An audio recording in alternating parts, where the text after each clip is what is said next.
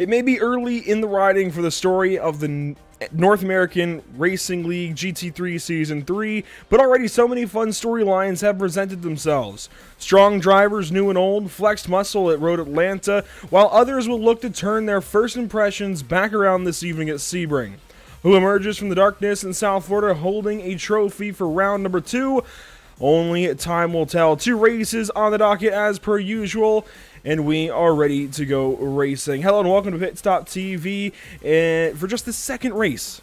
Just the second race. It already feels like we're, already into the swing of things, but only the second race of the NARL GT3 Season number 3. I'm Andrew Cardinale IV with JP Costa alongside Emerson Arden on social media coverage. JP, welcome to Sebring.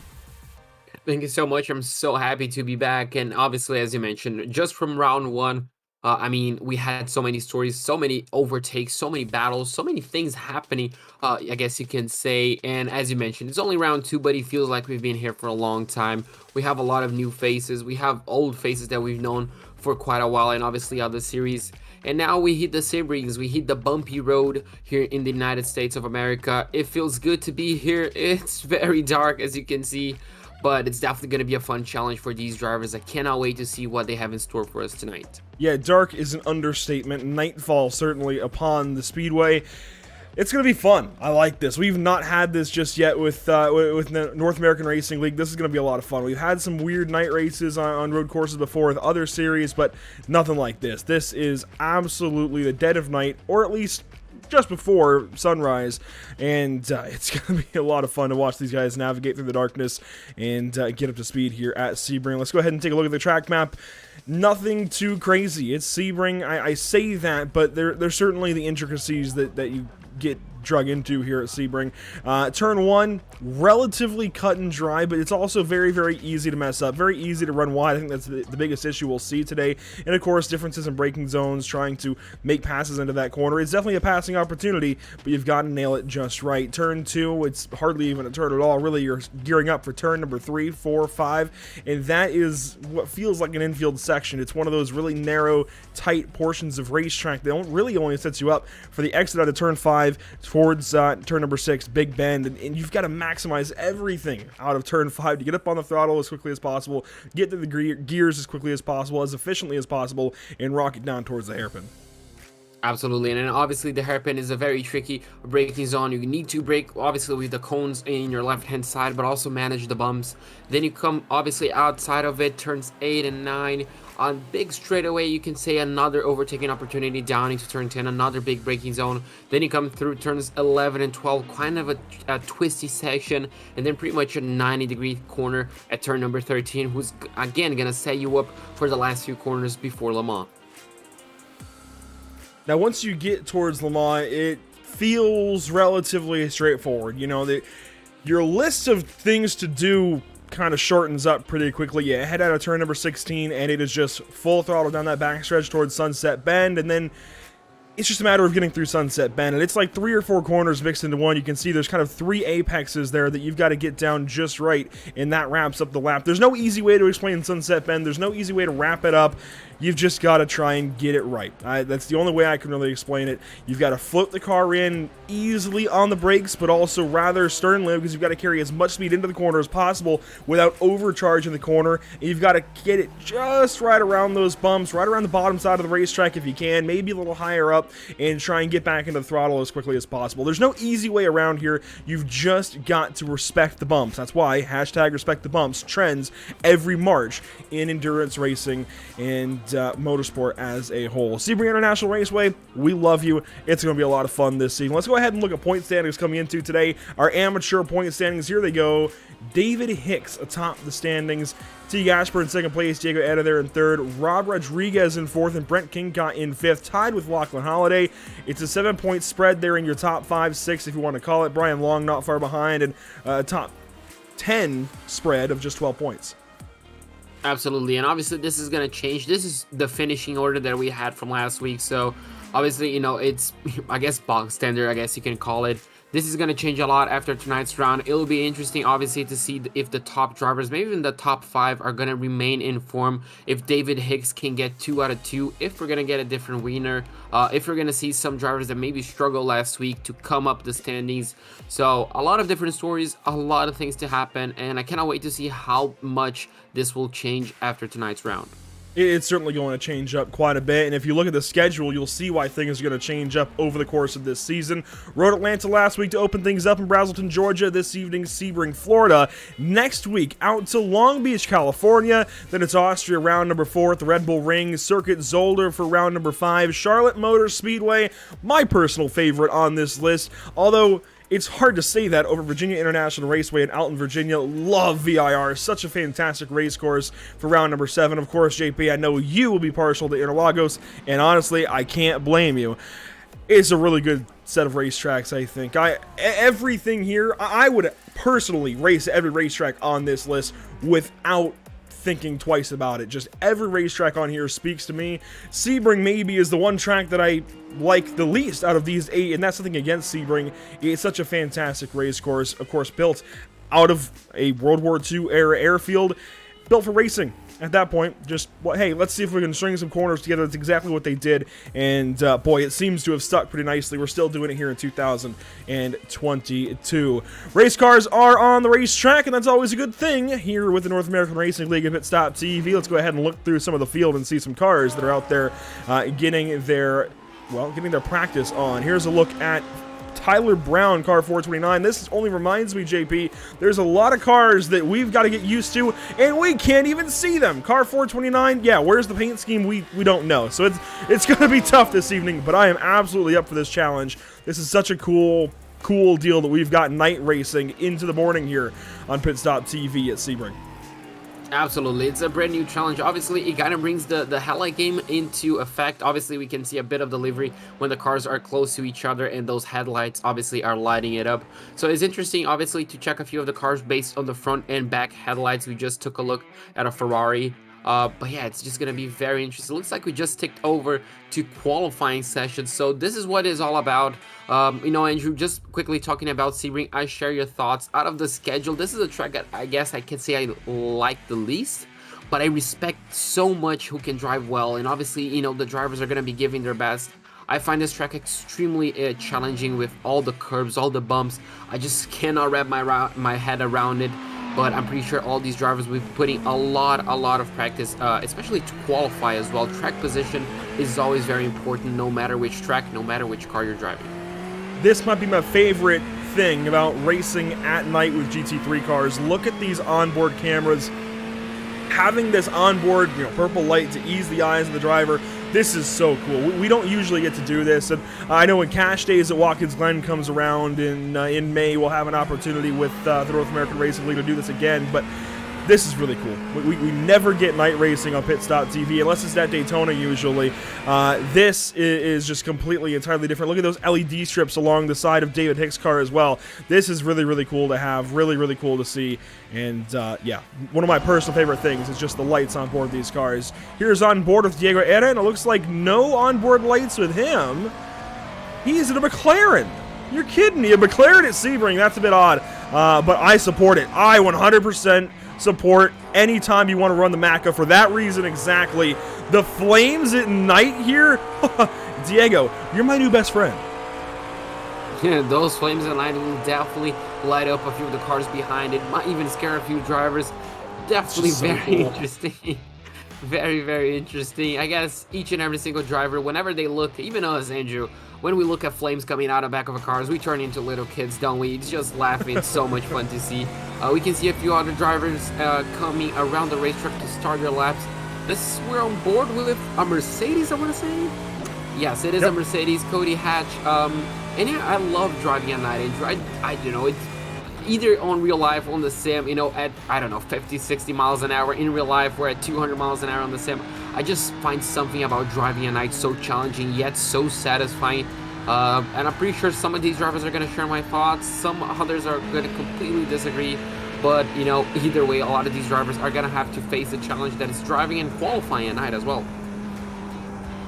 Just checking out these onboards. These are cameras we don't usually use all that often, but man, they look pretty good here at night. And oh, the McLaren again from Mike Braun. How about this? I like this. We would get a few McLarens in the field. I am in support of that. McLarens always belong on the track, if you ask me. These McLaren GT3 cars, obviously the flames at the rear are just so cool, but they sound so good as well. Let's go on board and just listen with Mike Braun. Yeah, I could live with that. I could definitely live with that. Let's go ahead and start talking about lap times, I suppose, as these guys get their flying laps started. Mike Braun's actually is not tracking. I wonder if this is actually his out lap. Other cars that are on the racetrack and are on their lap, though. Here's Alan Dobbs, and oh boy, is this BMW? No, it's a Porsche. I think it's a Porsche. I'm trying to guess here. It is a Porsche, it looks like. Yes, yeah, that is a Porsche for Alan Dobbs and Thin Line Racing. I had to really sit there and think about that one. A Porsche here is pretty interesting.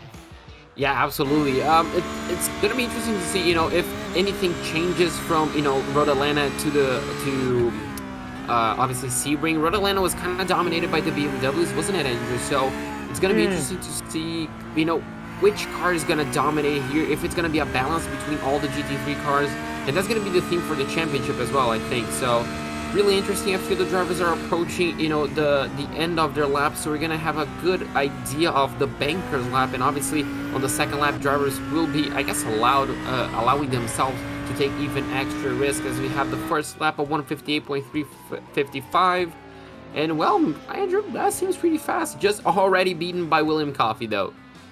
Will Coffey in a Ferrari in car 57.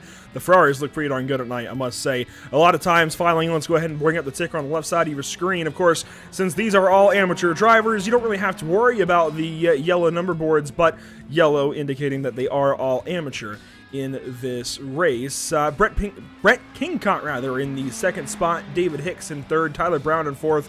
It looks like Pablo Ferretti in car 23. You should be in car 113, but that's okay, man. That looks... See, when you're in a McLaren, I think you're okay to have your number be a little bit off. Regardless, Pablo Ferretti looking fantastic in position number 5. Teague Ashburn in one of the Mercedes out there in 6th position. John Krugman 7th.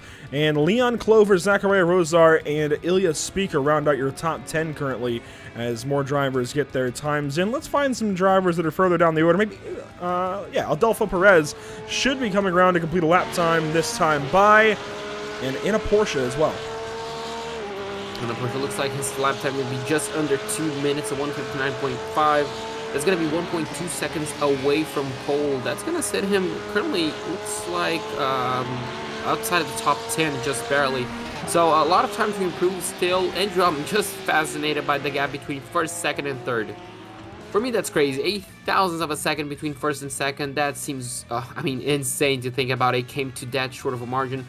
Looks like William Coffey is still trying to improve his lap time. He's currently, 18, 17 seconds away from finishing up his lap. So it's going to be interesting to see if he improves already. And obviously, yeah, it's a bit of wider line. Could that cost him maybe the improvement? It might be perfectly what he needs. It looked a bit wide in my eyes. He definitely ran a wide line through there, and it works. I mean, he's running faster than I would right now. 158s. That's pretty spiffy around Sebring in a GT3 car. So pretty solid stuff there for car 57. The top of the order hasn't changed much, but David Stevenson has moved up the order in a Porsche. I'm liking that we see a few more Porsches in the order this evening. That's pretty cool, actually. You don't really see the Porsche get a whole lot of love usually in GT3 competition on iRacing, but we will take it. Same with the McLaren getting some love today, especially after the BMW Cup that we saw at Road Atlanta last week. Nothing against any of these cars here, but we like a bit of variety. Zachariah Rosar has dropped down to the 13th spot, had a great run at Spa on Tuesday in the Porsche Cup cars, and certainly would like to repeat something of that sort, maybe just without the poor starting position. 33rd in that race, drove up into the top 10 at one point, just simply by his own merit. That was impressive. We'll see what he can do today. Scott Angelo out there in position 17 currently. I'm just waiting for somebody to turn up at a Ford GT, and I think they aren't allowed actually in this series anymore. I think they were at first, but I think they've kind of moved away from them for BOP reasons. But I mean, that's the only thing that I could be surprised by at this point is to see a Ford GT out here. We've seen just about everything else. Yeah, it'd definitely be crazy. It would be Oh, an Mike interesting Braun. choice. And Mike Braun seems to be the first casualty that we caught on camera. Looks like a big hit to the Armco barrier. So unfortunately for him, his qualifying session might be cut a bit too short. Nice Audi there. Yeah, there you go, nice Audi. So interesting mix of cars. I'm pretty sure we have one car from each manufacturer, Andrew, which is obviously really good to see. And I'm pretty sure the top 5 might be in a few different cars as well. But I'm interested as well. I mean, the gap between 3rd and 4th, Andrew, it's nearly 4/10 of a second. The top 3 really dominating qualifying, but the question obviously is, can that qualifying pace, that one lap pace, translate into a full race pace? Yeah, and it's so tough to say. One thing that I think will impact that, certainly always does, is the weather here at Virtual Sebring. It's rather cool, and that makes sense as well for the nighttime.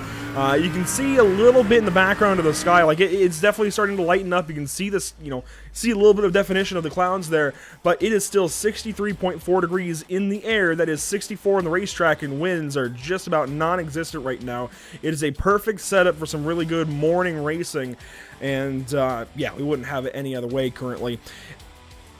It's going to be cold. It's not going to be Daytona 24 this year cold, but it's going to be cold. Absolutely. I mean, 64 Fahrenheit. Do we expect, Andrew, on the morning to heat it up a little bit? I mean, I don't think once the sun pops up, maybe a bit, and of course, once you have 46 cars lapping at the same time, yeah, it might take a little bit of heat, but it's going to be pretty chilly I think, for most of this amateur race at the very least, and we'll see how things turn out for the ProAM race. It's also worth mentioning, we actually have 47 cars that are here and ready to go racing. 45 of them have taken a time, and you'll see them, of course, page by on your ticker. Chad Nobles is actually the slowest of those for Moradness, E-Stars, in car 67, but Aon Dorsey is on the racetrack, trying to turn the lap real quick, and Austin Hodell in the 44th spot. I think these are some guys that are going to take an opportunity in qualifying, learn a little bit about themselves, about the cars, and then go out there and show what they've got in the race. And honestly, JP, I know it's a bit daunting to face starting 44th or 45th in a 47-car field, but I don't mind that personally when I'm racing. I actually don't mind starting towards the rear and having to just work my way through. It always gives you a pretty clear line of progression in the race, and I think just simplifies a lot of things when you take the green flag. Speaking of taking the green flag, we have got a grid getting ready for racing here at Sebring. Let's go ahead and meet as much of the order as we can. Will Coffey rolls off from pole. Really solid effort in qualifying there from William. I know this is going to be a start that he remembers. Starting from the 2nd spot, you'll find Brent Kingcott in an Audi. Cool to see an Audi up on this front row. Starting from 3rd, you'll find number 20. That is last week's winner at Road Atlanta in a Ferrari, David Hicks from Moradness E-Stars. Diego Etta rolls off in the 4th position in a McLaren. Starting 5th, you'll find another, I think that's another Moradness car in car 268. Scott Angelo. Tyler Brown rolls off from 6th. Starting 7th, you'll find Sonny Brown in car 115. Really good qualifying effort there from Sonny. And Pablo Ferretti rolls off from the 8th spot. Rounding out your top 10 on the grid, Teague Ashburn, John Kroom. They will start 9th and 10th. Starting 11, just outside the top 10, Leon Clover is going to start in the number 76. On his outside, Brian Long in the number 12, in 12th place on his outside. Row number 7 is going to start with Rob Rodriguez in the number 66, and the number 199 of Zachariah Roser in 14th place. 15th place will go the way of David Stevenson in the number 13, and the number 6 of E.S. Speaker in 16th place. 17th place will go to Dominic Angelicchio in the number 128, and the number 127 of Dan Willis on his outside in 18th place. Finally, row number 10 in 19th place, we're going to have Chris Winstone in the inside line, and the outside line is going to go to Adolfo Perez in 20th place. Starting from 21st, it's car 22, Alan Dobbs on the inside, and Mike Braun will roll off from 22nd after his qualifying mishap. Starting 23rd, it is car 26, Nicholas Sykes. Joining him in row 12, it's Cody Hatch in car 27. Starting from 25th, you'll find Philip Badurka, and starting 26th is Milan Harris.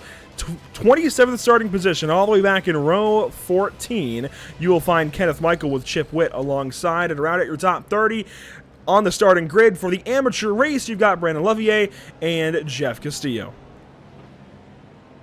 31st place we go to Stephen Grabowski in the number 48, and the number 11 of Tyrion Phillips in 32nd place. 33rd place will go the ways of Pihad in the number 72, and Armando Bejaran in 34th place on his number 105 machine.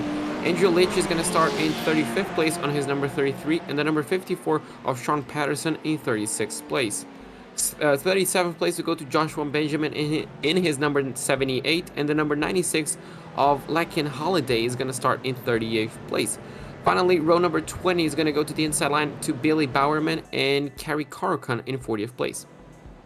Starting 41st, you'll find Clarence Rosa in car 71. It's Andrew Korostecki starting from 42nd. Oh, and a Lamborghini there. I like that for Clarence Rosa. Starting from 43rd, you'll find Daniel Harris in car 68 with Austin Hodel alongside. And to round out your field, you've got Chad Nobles in 45th, Avon Dorsey in 46th, and if he takes the grid, Dino Vela will roll off from the 47th position in car 47. Now, it looks like Dino did not actually roll with the grid to get this race started, so maybe starting from the pit lane, only time will tell as the field works around. Let's see, that is already... Where are they at? I actually can't quite tell. You know, when things are dark, you start to lose a lot of references. Not only do the drivers miss references and braking points, but it becomes a little more difficult for us. I want to say this is already headed down towards turn 13 or so, and this is actually a good time to bring up the track map one more time. I think your action spot on lap 1, well, action spots lap 1, obviously turn 1 is a gimme, turn 3 another gimme, turn 7 I have a weird feeling might actually be okay. The hairpin might actually be relatively calm. When you get down to turn 10 though, and tower for turn 13, I think that's where things might get a little more interesting, might get a little more hectic, and of course the run down towards the mall could be a little fun as well. I don't know, I just had this weird inkling turn 7 might be okay, and of course, I'm sure these guys are going to find some way to prove me wrong as we actually work down through Bishop now towards turn 15 and Le Mans. Go ahead and call your shot now, JP. Where do you think we see a little bit of trouble on lap 1, if at all?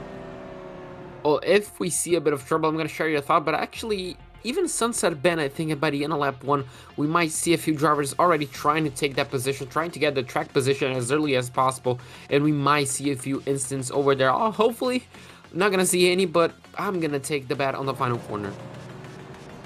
The entire field of 46 cars, all cohesive as one, warming up their tires, trying to get some temperature in those GT3 Michelin tires. It's going to be a fun day of racing. I'm excited for this. This feels like we're going on an endurance race or something. I really, really enjoy seeing this place at night. The car headlights lighting this place up down the backstretch. This is just going to be a whole lot of fun, I think. Thanks for joining us here at PitStop TV. Thanks for supporting us and our partners here with the North American Racing League. Of course, Race Lab, Radness, Tam Livery, and JS Consulting doing so much for us week in, week out. We are about to kick things off. We are about to go racing for the first time today. Will Coffey going to lead us down to the green flag, and we will get this show on the road. Let's go down to flagman Barney in the flag stand. Green flag is out. We're racing at Sebring.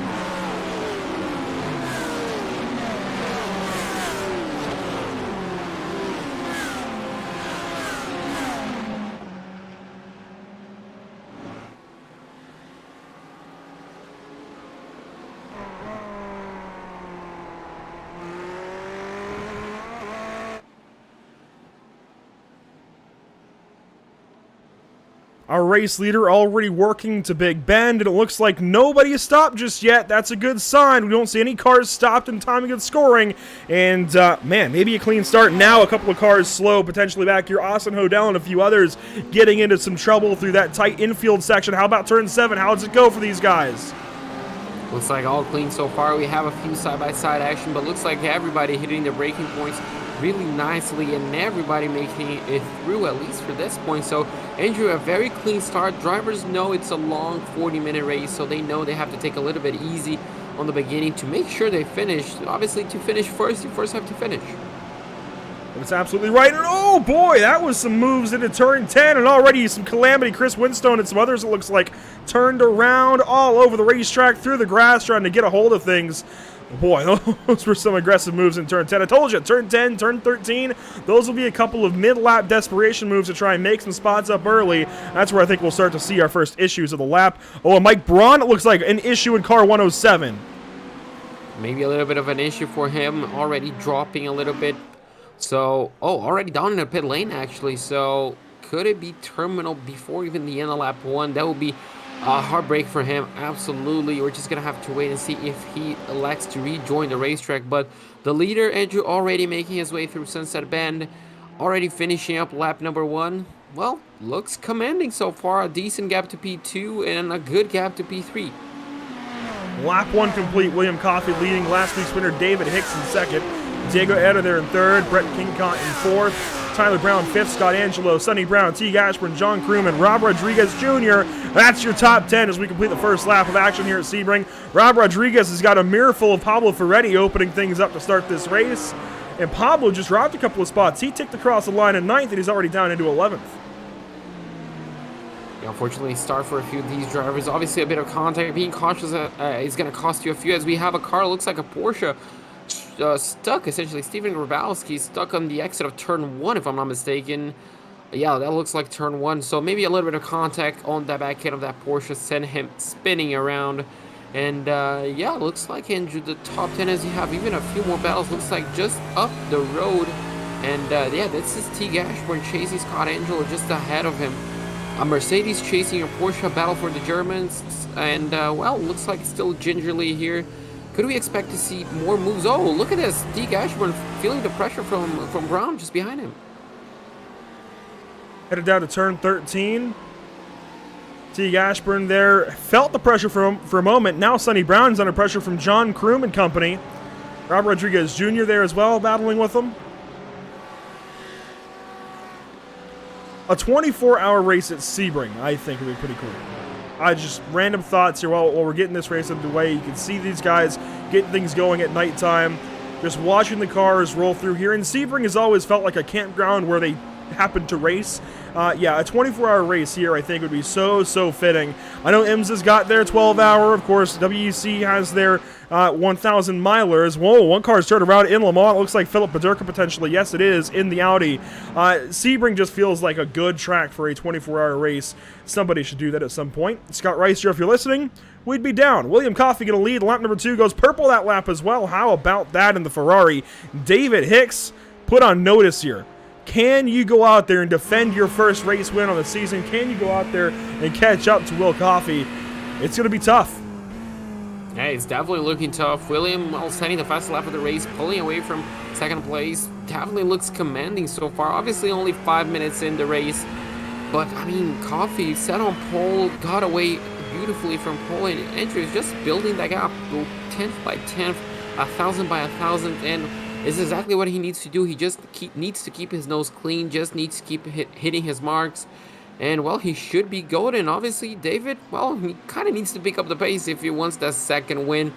But, I mean, second place, I don't think you can go wrong with that, as we have a few extra battles on the hairpin. And, well, all clean so far. Alan Dobbs passing Brian Long, who is in a Lamborghini this week. How about that for car 12? Let's go on board with him, in fact, as he chases Alan Dobbs back down to turn 10. Does he make a move into turn 10? Yes, he does.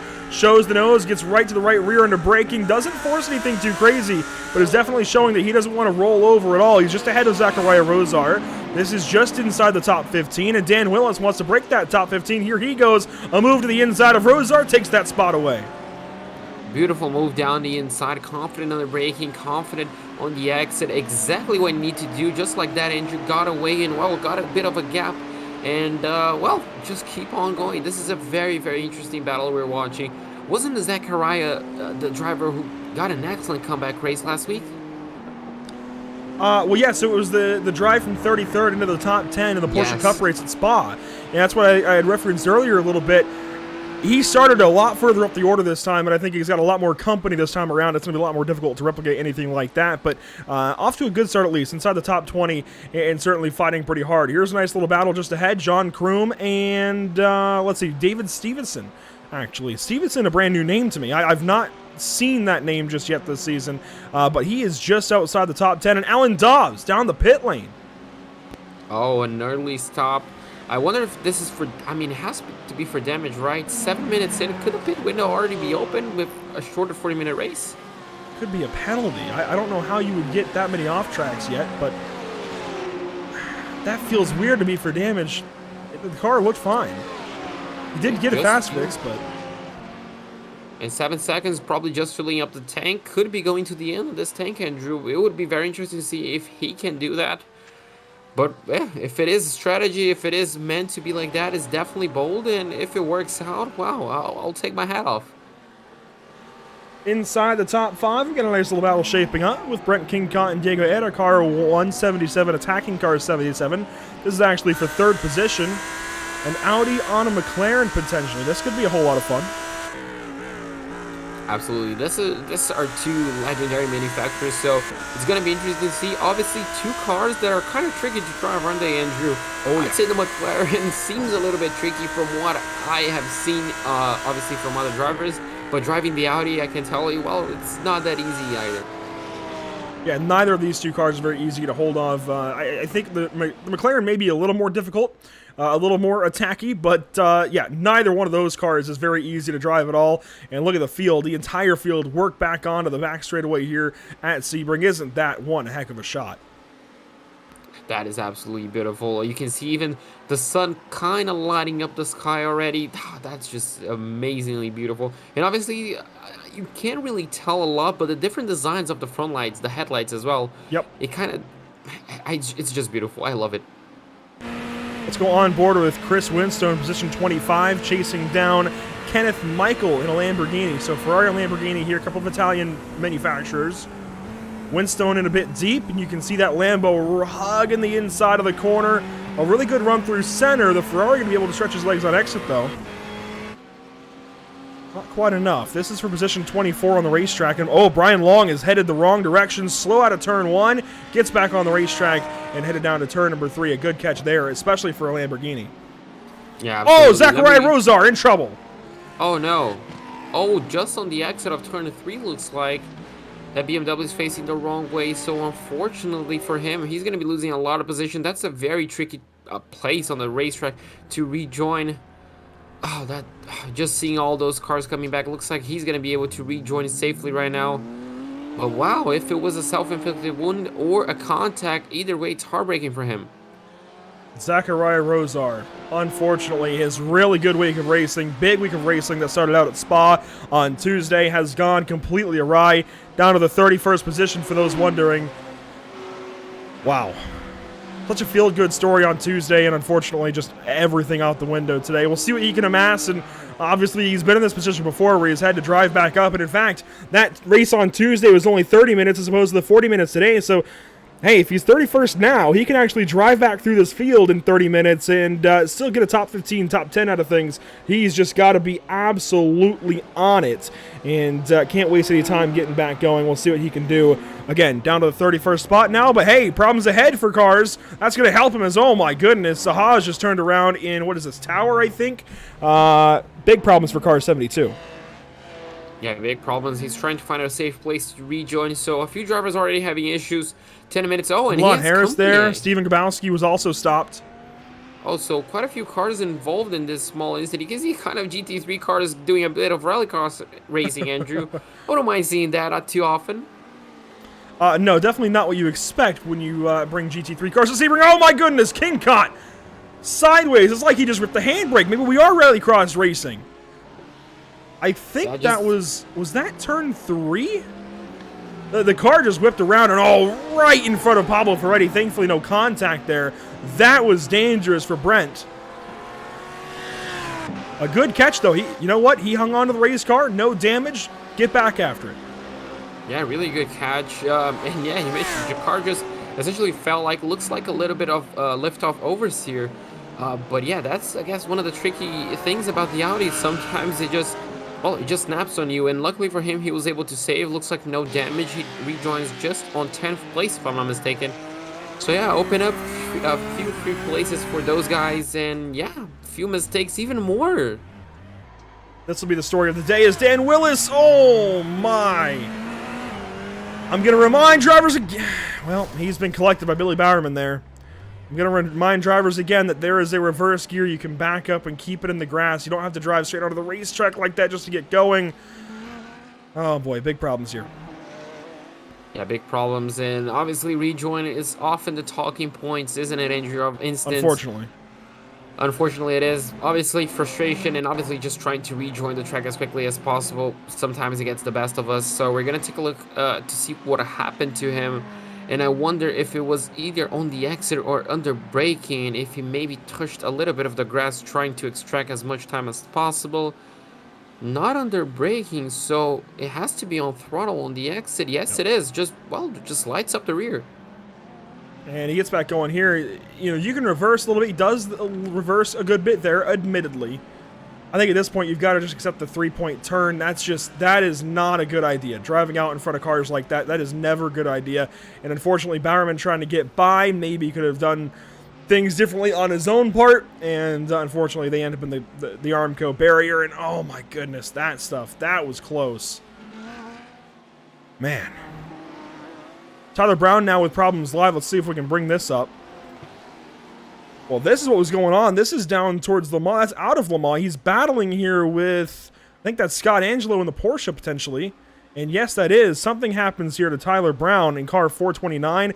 We saw him in qualifying. We should pick it up in just one moment. I wonder if it's out of Sunset or potentially to turn 1. Maybe into Sunset. I feel those bumps not upsetting the Audi, so yeah, it has to be down into turn 1.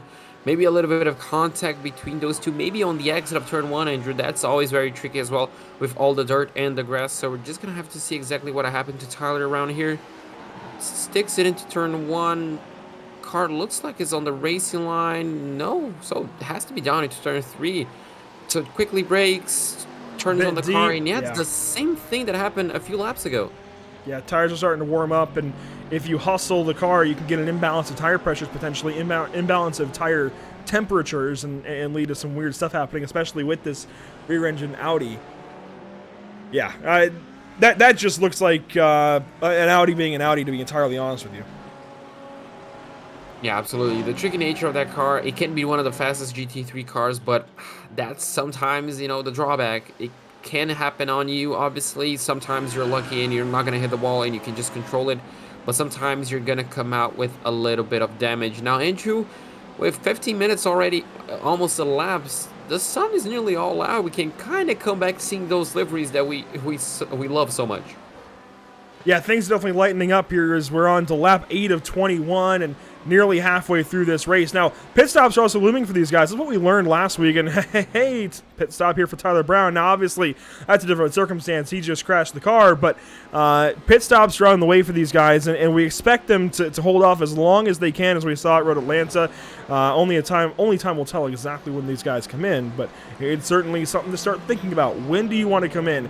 How much fuel you're going to take, you know, starting to get that all in order. And if you've got third-party apps like RaceLab.app, for example, you're starting to figure all that out, get that fuel number dialed in so that you can spend as little time on pit lane as possible. We saw that be so integral for Andre Melchers at Spa on Tuesday. Yeah, absolutely. That's going to be... That's a strategy sometimes, you know. Sometimes the undercut will work. Obviously, most of the times the overcut seems to be the best opportunity, just saving as much fuel as possible to have the lightest car and having... Essentially, you know, if you save a lot of fuel, you can even have a lighter pit stop, shorter pit stop, and you can even gamble on fuel, Andrew. How many times on ARL have we seen drivers gambling on fuel? Sometimes it's a bit too much. They sometimes run out, but some other times we've seen some really brilliant strategies. Here's a big move into turn 13. Lovier to the inside of Dominic Angelicchio, and he takes that spot away, but maybe not just yet. Side by side, they'll go out of tower, headed down to turn 14, 15, 16 for Le Mans, but he's got that spot away that is good for 13 for Brandon out of Texas. Angelicchio drops down into 14th, and Brian Long sits behind them in that Lamborghini in the 15th position, JP. Midfield battles, that's what we love so much here at the North American Racing League. The leader tends to kind of drive away a little bit on occasion, maybe bring second or third with them, have their own little battle, but we like these midfield battles. This is where guys are racing for their season, racing for their race, and trying to keep things together. You can see Lovier starting to fade over to the right side, block a little bit into Sunset Bend, hang on to those spots, and Brian Long kind of followed on through, got on by Angelicchio. This is just standard Sebring racing. This is quality stuff as Ferretti and Stevenson swap positions here in turn number 1. Yeah, a few position switches down here into turn number 1. And I love, Andrew, how some of these corners you can just take in so many different lines. especially Sunset Bend. I never seem to get it right, but you know, you can take a wider line to cut back in, you can take a tighter line to defend. I just love the nature of this race course. It looks like Pablo Ferretti is trying to get his position back on King Cut, sorry. And well, can he go around the outside? This would be very interesting. Not quite close enough, running a little bit too wide and allowing some of those drivers behind him to catch up. So this battle is definitely still alive, and looks like some other cars are catching up. That is John Kroom just behind these guys. Actually, that is a lapped car. That is a lapped Audi that is positioned number 39. That would... Yeah, I believe that's Leon Clover in car 76, but John Kroom is the next car behind them for position. Pablo loses touch there with car 13, and I think the McLaren, it's quick. You can make it go quick, but I just don't think it's a long-term, a long-run car. I think we're seeing the same thing with the Audi. They're fast cars if you can hang on to them for a few laps, but as the race goes on, it's just going to wear out. Yeah, absolutely. And obviously, you know, as we have a car spun around just ahead of these guys. I'm not pretty sure if you caught that, Andrew, but yeah, as you mentioned, you know, the Audi and the McLaren being tricky cars. Oh, no! Lovier! We have even more cars just before Le Mans. That was Daniel Harris that was turned around, and he got back rolling. Don't know exactly what's gone on, but that's what we got replays for. Let's go back and find out for car 68. This is a big, big issue. Lovier, I forget. YouTube chat, by all means, key me back in. I forget if it's Lovier or Lovier, but I want to get that one right. Nowhere to go. I see you guys out there. The fan club is very happy today, or at least was happy today until this happens. Let's see what happens for Daniel Harris. This is what gets this started. You mentioned the car that was stopped on the right side of the racetrack, and this is who it was. Just gets backwards. Maybe an errant downshift. It's hard to say. Broadside of the racetrack. What does he do here? I wonder if he just rejoins, or maybe just another car battling with him. If it's me, start to pull up and try and... Oh, no.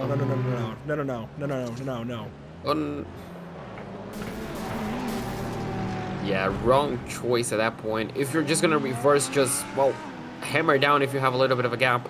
Especially with the big runoff areas that you kind of have in Sebring, especially at that stage, Andrew, you have a massive runoff. So taking it a little bit too slowly there ended up costing him and costing two other drivers a bit of damage. So yeah, just really unfortunate. Now we're going to take a look at on board with Brandon Lovier. So he definitely got the cue of the yellow flag. You can see he's already slowing down. Oh, but too late. Yeah.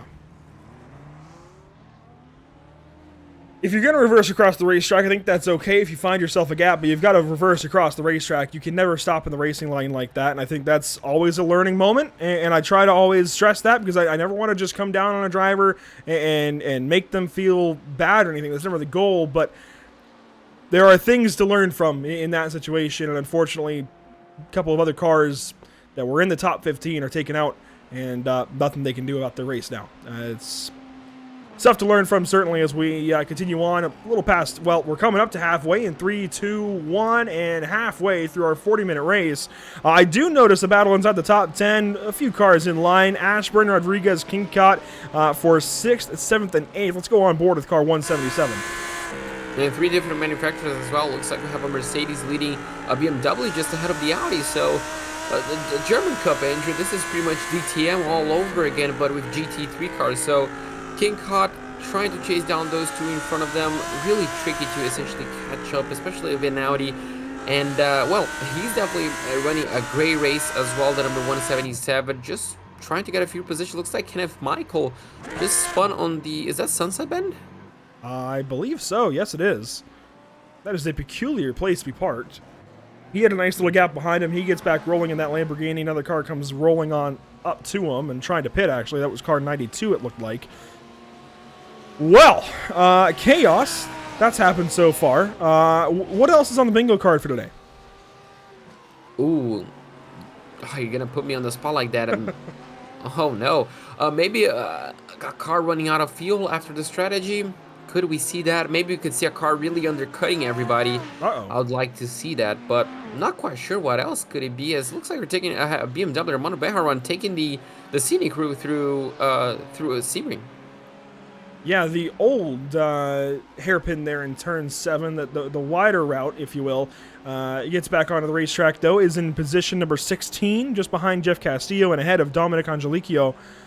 Andrew Korostecki in the 18th spot, Kerry Corcoran in 19th, and Billy Bowerman in 20th. We've seen a few leaders peel off and take service recently. I say leaders, probably top half of the field at least, coming in and getting service. Those being Cody Hatch, for example. He is on his outlap currently at 13:62. That was his pit box time, 37.89 there in the lane. And for Chip Witt, it was 13:42 in the box, 36.78. So a little bit quicker there for the Porsche. And Chris Winstone's been in recently on his outlap now, and Zachariah Rosar even as well. So a few of these guys getting service now, and I think we can certainly expect a little more service here coming up soon. In fact, John Kroom on the pit lane. So once again, the numbers game start to take effect. We're obviously going to be taking a look at the whole pit lane timer, but obviously the timer that the driver stays stationary, filling up. We see some drivers, Zachariah Rosa on the 11 seconds. We see some other drivers on the 13th. So it's going to be interesting to see what the number 45 can do, as we have Brian Long as well on his Lamborghini coming down into the pit lane. So we could also take this opportunity. Yeah, it looks absolutely stunning. And we can also take this opportunity to essentially compare how the cars are, consuming fuel and how much fuel do they need till the end of the race. So John Kroom takes a pit lane or pit box time of 14.5 seconds. Brian Long 13.48, and Angelicchio will take 13.55.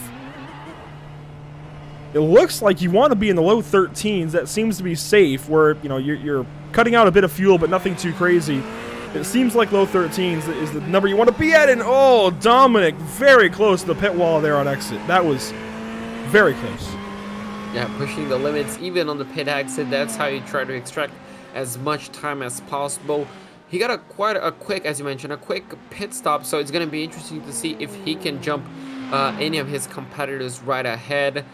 And yeah, Andrew, I mean, now the pit game starts, and obviously all eyes are going to be on this guy right here, the number 57. When does he come into the pit lane? Not going to be this lap.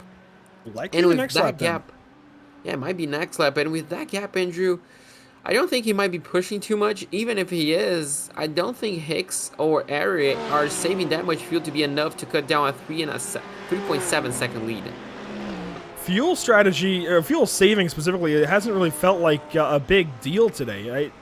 I'm not sure what about it. Man, that sky. I'm not sure what it is about it, but I don't know if anybody's really saving a whole lot of fuel. There's a lot of off-throttle time to save some fuel, so maybe that's part of it in my brain mentally. But King Cott and Stevenson both on the pit lane. There's a look at King Cott into his box in car 177. He's got the second box in the lane, but he started on the outside pole, so he is way down at the end of the pit lane. Yeah, way down. Obviously, one of the cars that qualified better. That Audi leaves the pit lane right now, is going to turn off the pit limiter and rejoin the racetrack. And 12.7, Andrew. That's 07. Yeah, 12.07. So that's one of the quickest we've seen. I guess it's just second place to Zachariah Rosa so far.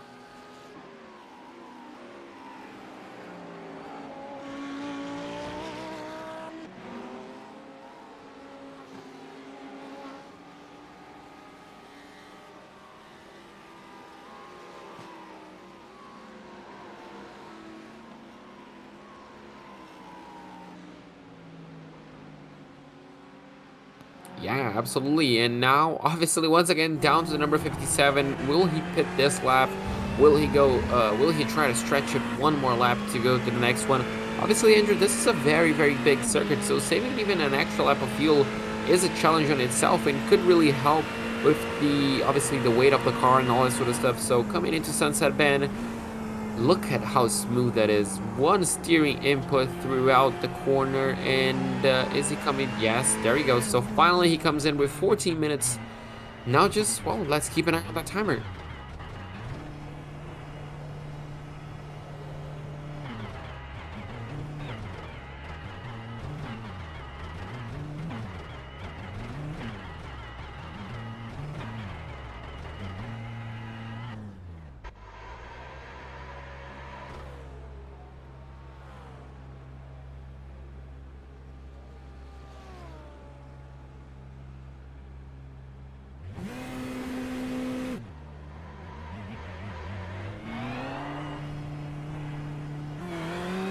Yeah, exactly. It looks like a conservative stop, not pushing too much. You can see a few drivers, Diego Arias taking a very long stop. So I wonder, as well as Scott Angel, so I wonder if these guys are taking a little bit of extra fuel to essentially not save at all towards the end of the race. Looks like Sonny Brown just lost a position on the exit, so quite lucky for him. But yeah, a few different strategies could definitely cost. Looks like Hicks just, got a few tenths of a second advantage over the leader.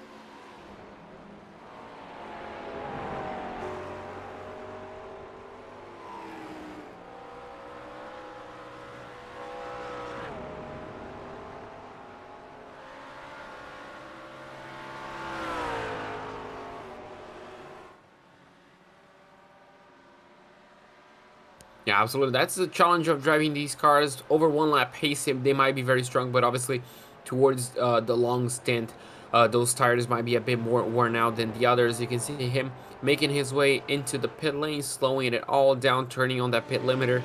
And a lot of flames coming out of that, Andrew. Does that ever get old? No, it does not. Do want to shout out our partners, of course, here at the North American Racing League with PitStop TV, of course, RaceLab.app, Maradness, Tam Livery, JS Consulting, the whole lot of them do so much here for this series. Of course, RaceLab.app, I mentioned those third-party softwares. RaceLab is exactly that, and if you're looking to get started, using a third-party software to help you with your pit stops and such, and will help you figure out exactly how much fuel you need, see what's around you, whatever else, well, RaceLab.app is the place to look, the place to get started. It is absolutely free. Again, RaceLab.app to get started and use their software today. It helps you so much on iRacing, just like Maradness helps you get up to speed.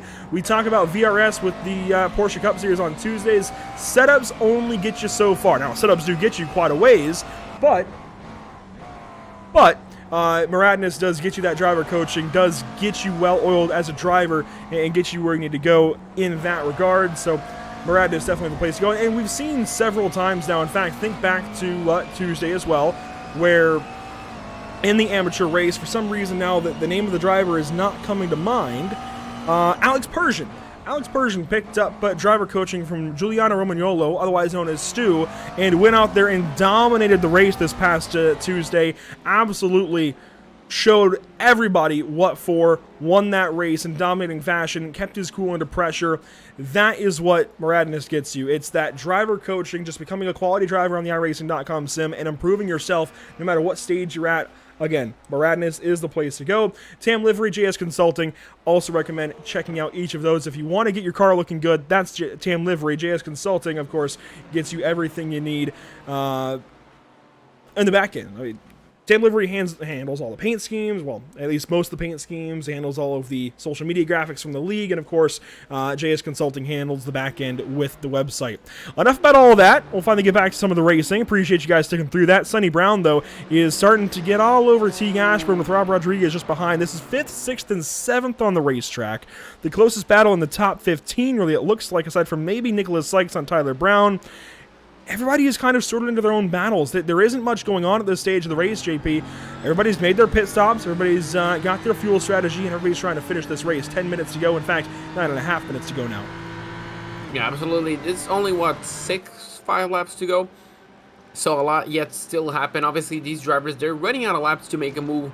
Obviously, Sonny is running out. Ashburn, he wants these laps to run out as quickly as possible to hold off that second place finish. It would be a great addition to his second place last week, as they have King Cod setting the fastest lap of the race. So some drivers really taking advantage of that lighter car. Maybe a bit cooler tires, warmer tires, I'm not quite sure. But, well, the fastest laps, Andrew, might be coming right now. And the track is starting to warm up as well. If we pull up the weather, you can see up to 65 degrees. So it's just starting to take a little bit of temperature. And the tires are up to temp. The tires are in their kind of good portion of the run, if that makes sense, depending on the car. And I wouldn't even be surprised if some of these guys took a few tires just some of the guys have been sorted further back in the field. I wouldn't at all be surprised, as we're on board with Brent Kingcott. Just went purple that last time by. He's chasing down John Groom, and this actually could be a nice little battle for 10th place. Yeah, absolutely. A battle for the top 10 is always welcome. And with that fast lap of the race, he's definitely the favorite right here. And obviously, he's just finding an overtaking opportunity, Andrew. If you're him and you have a free choice of any corner to overtake, which one would you choose? That's a great question. It would not be Sunset, especially in the Audi. You don't want to hustle it into a braking zone with all the bumps like that. If you can get a good turn 1, I think turn 3 might be your opportunity into that infield. I think that, well, I say that, and of course we've seen Kingcott actually get sideways in turn 3 with the Audi. That's a really good question, JP. It's tough to say. Obviously, we'll see in a minute what Kingcott does, because he is definitely catching John Groom and quick. Yeah, that gap is coming down quite fast, and obviously now the slipstream is also going to help him, so it's just a matter of time trying to find the best overtaking opportunity, trying to find the safest one as well. And the same question goes for these guys, Andrew. You know, 2 BMWs chasing a Mercedes. Same goes, where do you overtake? You could go down into turn 1. It looks like we're already going to see a move. You can see that's Rodriguez going down the inside of Sonny Brown, and, well, not good enough to make a move, not close enough to make a move, but definitely upsetting and making sure that Brown knows he's there. And purple again. Look at that. Kingcott once again, fastest lap of the race. He's absolutely flying. And he did just take that spot away. In fact, we cut up to this battle up here, but Kingcott did just take that battle away from, or take that spot away from John Kroom. So, yeah, the Audi is on rails right now. Kind of surprised, actually. And that was into turn 1, it looks like, because he triggered across the line in position number 11, but he is now in position number 10. So that must have been into turn 1, just set himself up nicely out of Sunset. So, hey, fair enough. The Audi got it done in the first corner on the racetrack. That is definitely a good passing opportunity if you set it up just right in Sunset, but it takes being just, you know, perfect in Sunset to make it happen. Further back in the field, there really is not a whole lot going on. I do want to mention Sean Patterson had a bit of a good race going on a little bit earlier on and is now stuck in the pit lane. You can see some more cars back there. It looks like Avon is in the pit lane in that number 7 Porsche just behind. Yeah, Avon Dorsey in car number 7. And I do also want to say it looks like Brandon Lovier back out of the racetrack. So after that small, I guess you can say small incident, just before Le Mans, unfortunately slowed him down a little bit, but still persevering through the damage, and obviously after the pit stop got that damage fixed, so really good to see him back on the racetrack. He's currently 32nd place. He was as high as 13th, Andrew. I'm not quite sure if that was down to the pit stops, but if it was wrong pace, it was a really good start for him. Got a battle shaping up further ahead. We just saw Sonny Brown, Pablo Ferretti, and some of these guys mixing things up. Rob Rodriguez, actually, just got moved around. And oh, my goodness. Oh, Will Coffey. Will Coffey. Don't tell me Will Coffey just lagged out just like Andre Melcher's last week.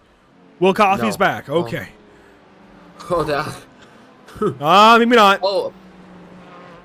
Oh, no. Could this be a sign of things to come? Is this the leader curse? With 3 minutes to go, the last few laps, does the leader start having connection issues? Hopefully it's not going to be a throughput for Coffey. Hopefully he can rejoin, I think it's going to be. It's not looking too good, is it? He's been gone a long time, and I'm waiting on the message from Emerson. I know Emerson watches that kind of thing. I don't see Will back. David Hicks showing your race leader. He might have just walked backwards into a really big second win on the season. Will Coffey still not back in the session. I'm waiting on that message from Emerson. He can see the message. We cannot. I can't believe that. It's heartbreaking. Dominant victory, Andrew. Pretty sure he led. It makes me wonder if that comes down to weather, actually. Still no message just yet. Emerson is waiting on it, but I really do wonder if that comes down to weather. There's a lot of big storms sweeping across the southern United States and headed up to the mid-Atlantic now. I wonder if that's just weather. Maybe knocking out power, knocking out internet. I don't know. Absolutely, could definitely be. It happens, you know, even down here in Brazil, it happens. He's gone. There you go. So we got a message. Yeah.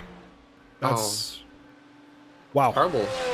He was leading. I'm pretty sure he led every single lap, didn't he? Even after the pit stops, everybody followed him. Pablo took a few under the pit cycle, but otherwise, yeah, everything that happened, it was all car 57 on top, and Will is definitely going to be rightfully dejected about that one. I know he had a rough going of things at Spa with the Porsche Cup cars this week and wanted to turn things around. Wasn't happy with the way things went. Wasn't happy with his own move, and that's not going to help him. He had a perfect race going, did everything right, and apparently picking up coaching again from Giuliano Romagnolo, so proving that Giuliano knows what he's doing. And if you want to go fast on iRacing, probably check out Muradness. Wow, I can't believe that. This is for second place then. Scott Angelo all over Diego Eda. This is suddenly a battle amongst the podium, no longer to get onto the podium. Yeah, absolutely. After that incident, everybody got a bit of a free position. This is for second place, actually, so best that the second spot in the house. You can see Angelo trying to push the McLaren, maybe into a mistake, Andrew.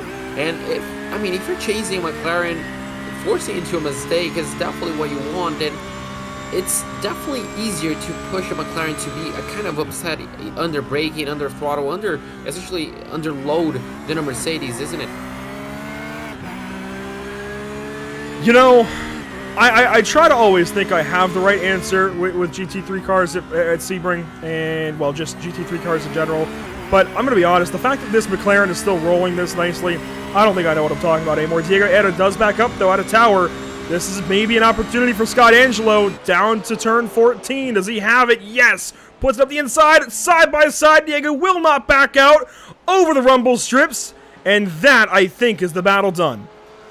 Yeah, that might just do it. Scott Angelo got the position. Fair and square, but brilliant defense as well from Diego Area. I have to salute that. Trying to hold it around the outside. Unfortunately, just ran out of grip. I guess those front tires are not as new as they were on the first lap, and unfortunately for him, he's going to drop to third place. I assure you, Andrew, he's definitely going to try to get that position back. He looks very racy and very confident. So with 1 minute 30, do you think he can get the position back? Time will tell, right? You know, we can only sit here and play predictors so much, right? Only time will tell. That is one heck of a backdrop at a turn one, though. On board with Diego Eda once again, wants to get that second spot back. And we will be taking the white flag momentarily. In fact, next time around will be white. Actually, this time might be white flag with the pit stop. This, I think, is the final lap of the race. It could definitely be. Obviously, Hicks, it's in control. And it's just this battle between Ari and Angelo. Could they be? Obviously, this battle as well between Ashburn and Rodriguez, if I'm not mistaken. Also a battle for fourth place. So still a bit to play for between these guys. Yeah, going a bit aggressively. He was defending and then, well, just decided to come down into the racing line after seeing Rodriguez not essentially committing. A lot to play for, Andrew, and, well, it might be the final lap, might be the final opportunity for these guys to make a move, so they essentially need to put the pedal to the metal. This should be the white flag presented by Whiplash Simcams. Of course, pit stops kind of mess with the timing a little bit. We're on board with Rob Rodriguez in 5th place, chasing Teague Ashburn. Let's go up to our race leader as these battles inside the top 5 start to split up. David Hicks. Very, very quiet day for him. Ran 2nd place all the way until Will Coffey dropped out with packet loss. Drops out of the race. There's not a whole lot else to say. Just doing exactly what he needed to. Think back to last week in the pro race. You don't always have to be leading the race. You just have to be in the right place at the right time. When the leader ahead of you drops out of the race, lags out of the race, you've just got to be there, and that's exactly what David Hicks has done. And Mirandis is going to take a 2nd straight amateur win with the same driver. Pablo Ferretti loses some spots on the last lap, but it is all David Hicks across the line. Checkered flag is out. Very good race for him. As you mentioned, just had to be there. Angelo looks like he just beats Ari to the line. T. Gashberg, can he hold off Rodriguez? Looks like he can. Stevenson is going to finish in 6th place. I just saw King caught, actually, Andrew, switching position with Brown, so he's going to jump up to 7th place. And look at this train of cars. Everybody finishing very close together, but what a race we had. Day to night transition, night to day transition, actually. Lots of action. Unfortunately, a few heartbreaks, but an overall excellent race as well. The margin for 2nd place comes down to just under 2/10. Scott Angelo just over Diego Eda. Couldn't quite rally that one back, could Diego, but really solid amateur race to get the night going. More cars coming across. Next up, you'll find Billy Bowerman across the line in a Ferrari. Adolfo Perez comes across in a moment as well. The top 20 have finished the race. There's Bowerman. There's Adolfo Perez. We just need Kerry Corcoran, Andrew Korostecki, Zachariah Rosar, Joshua Benjamin, Kenneth Michael, and Zahaj Padihar, I believe. I'm hoping that's somewhat close. And Zahaj, I do apologize. But Zachariah Rosar next up will finish 25th. There he goes. Joshua Benjamin will be next up. And Barney is just going to town with that flag. I love that Barney just has no quit in him. Like a lot of these drivers in the series, no quitting. And there goes Joshua Benjamin across the line. Kenneth Michael across now as well. And that will wrap things up for us. And JP, that is race number 1 of the day.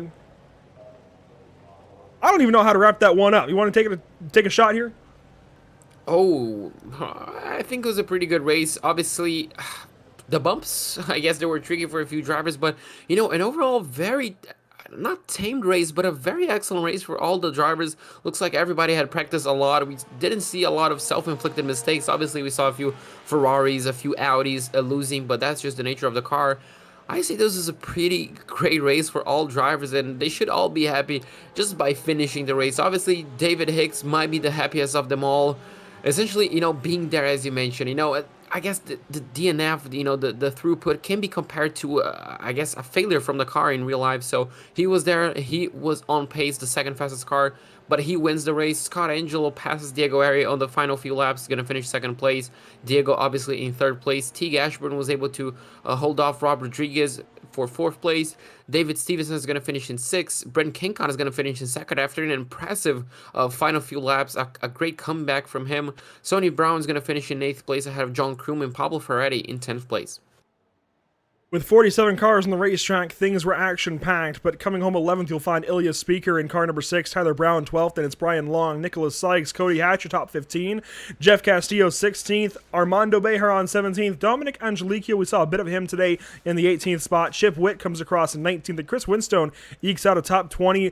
Through the rest of the field, you'll find guys like Billy Bowerman, Kerry Corcoran. We'll let these kind of go on by. But JP, we have a race winner standing alongside David Hicks with a pretty solid race win. And I think he's got some good things to say about it. So David's second win of the season on the second race. I guess it wasn't the way you wanted, but I mean, a win is a win, right? Yeah, I mean, it's unfortunate for Will. I mean, he had way better pace than I did, and I don't know what happened. I was just trying to keep that second place, and with like 4 minutes or so, he disconnected. So unfortunate.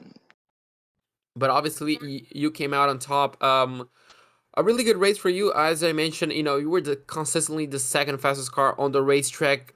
Just a few tenths per lap made that difference. How difficult was it to practice for Sebring? Well, it's pretty difficult because I feel like the Audi and Porsche had more speed, but I don't have that much talent to get the speed out of it. So I knew that if I chose a Ferrari, I was really going to have to push it. I wasn't expecting Will to come out and just fly in it. But yeah, I just really was trying to focus on consistency, trying to be real consistent each lap.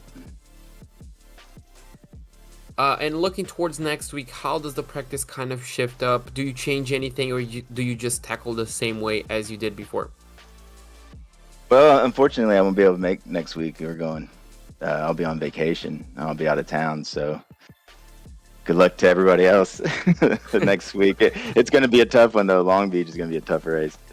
Yeah, absolutely. So we're probably not, well, definitely not going to be seeing 343. But well, with that being said, I'm gonna let you enjoy your, I guess, holiday, your little travel. Before you go, who do you have to thank? Who do you have to shout out? Oh, definitely to all the guys at Quantum. We've been practicing all week and helping each other. And then, I've had coaching session with Daniel Morad. It's crazy how much time you can shave off with just one coaching session. So. Well, absolutely. With that being said, it was a pleasure talking to you, David. Have a nice trip, and hopefully we can talk to you in 2 weeks' time. All right. Thanks, guys. All right, Andrew, that was David Hicks, second-time winner in 2 races.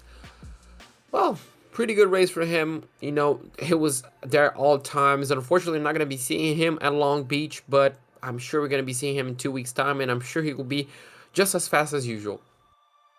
Yeah, I'd imagine he will still put a nice season together, and of course he does have a drop week to lean on if needed. That is David Hicks with a race win, Scott Angelo third, Diego Etta second, and so on and so forth. You saw the race results. We've got to quickly get ready for race number 2 on the day. Of course, the Pro-Am race in just a few moments.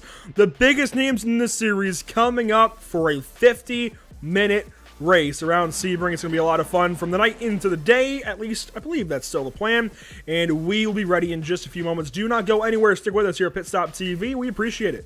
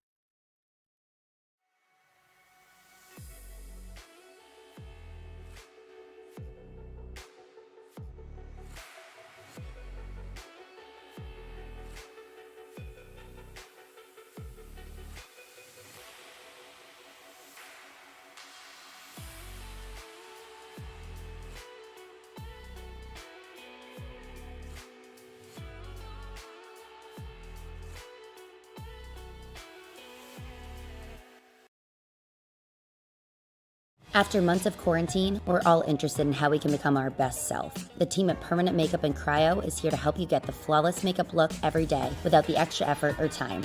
When it comes to your appearance, you deserve the best care that money can buy.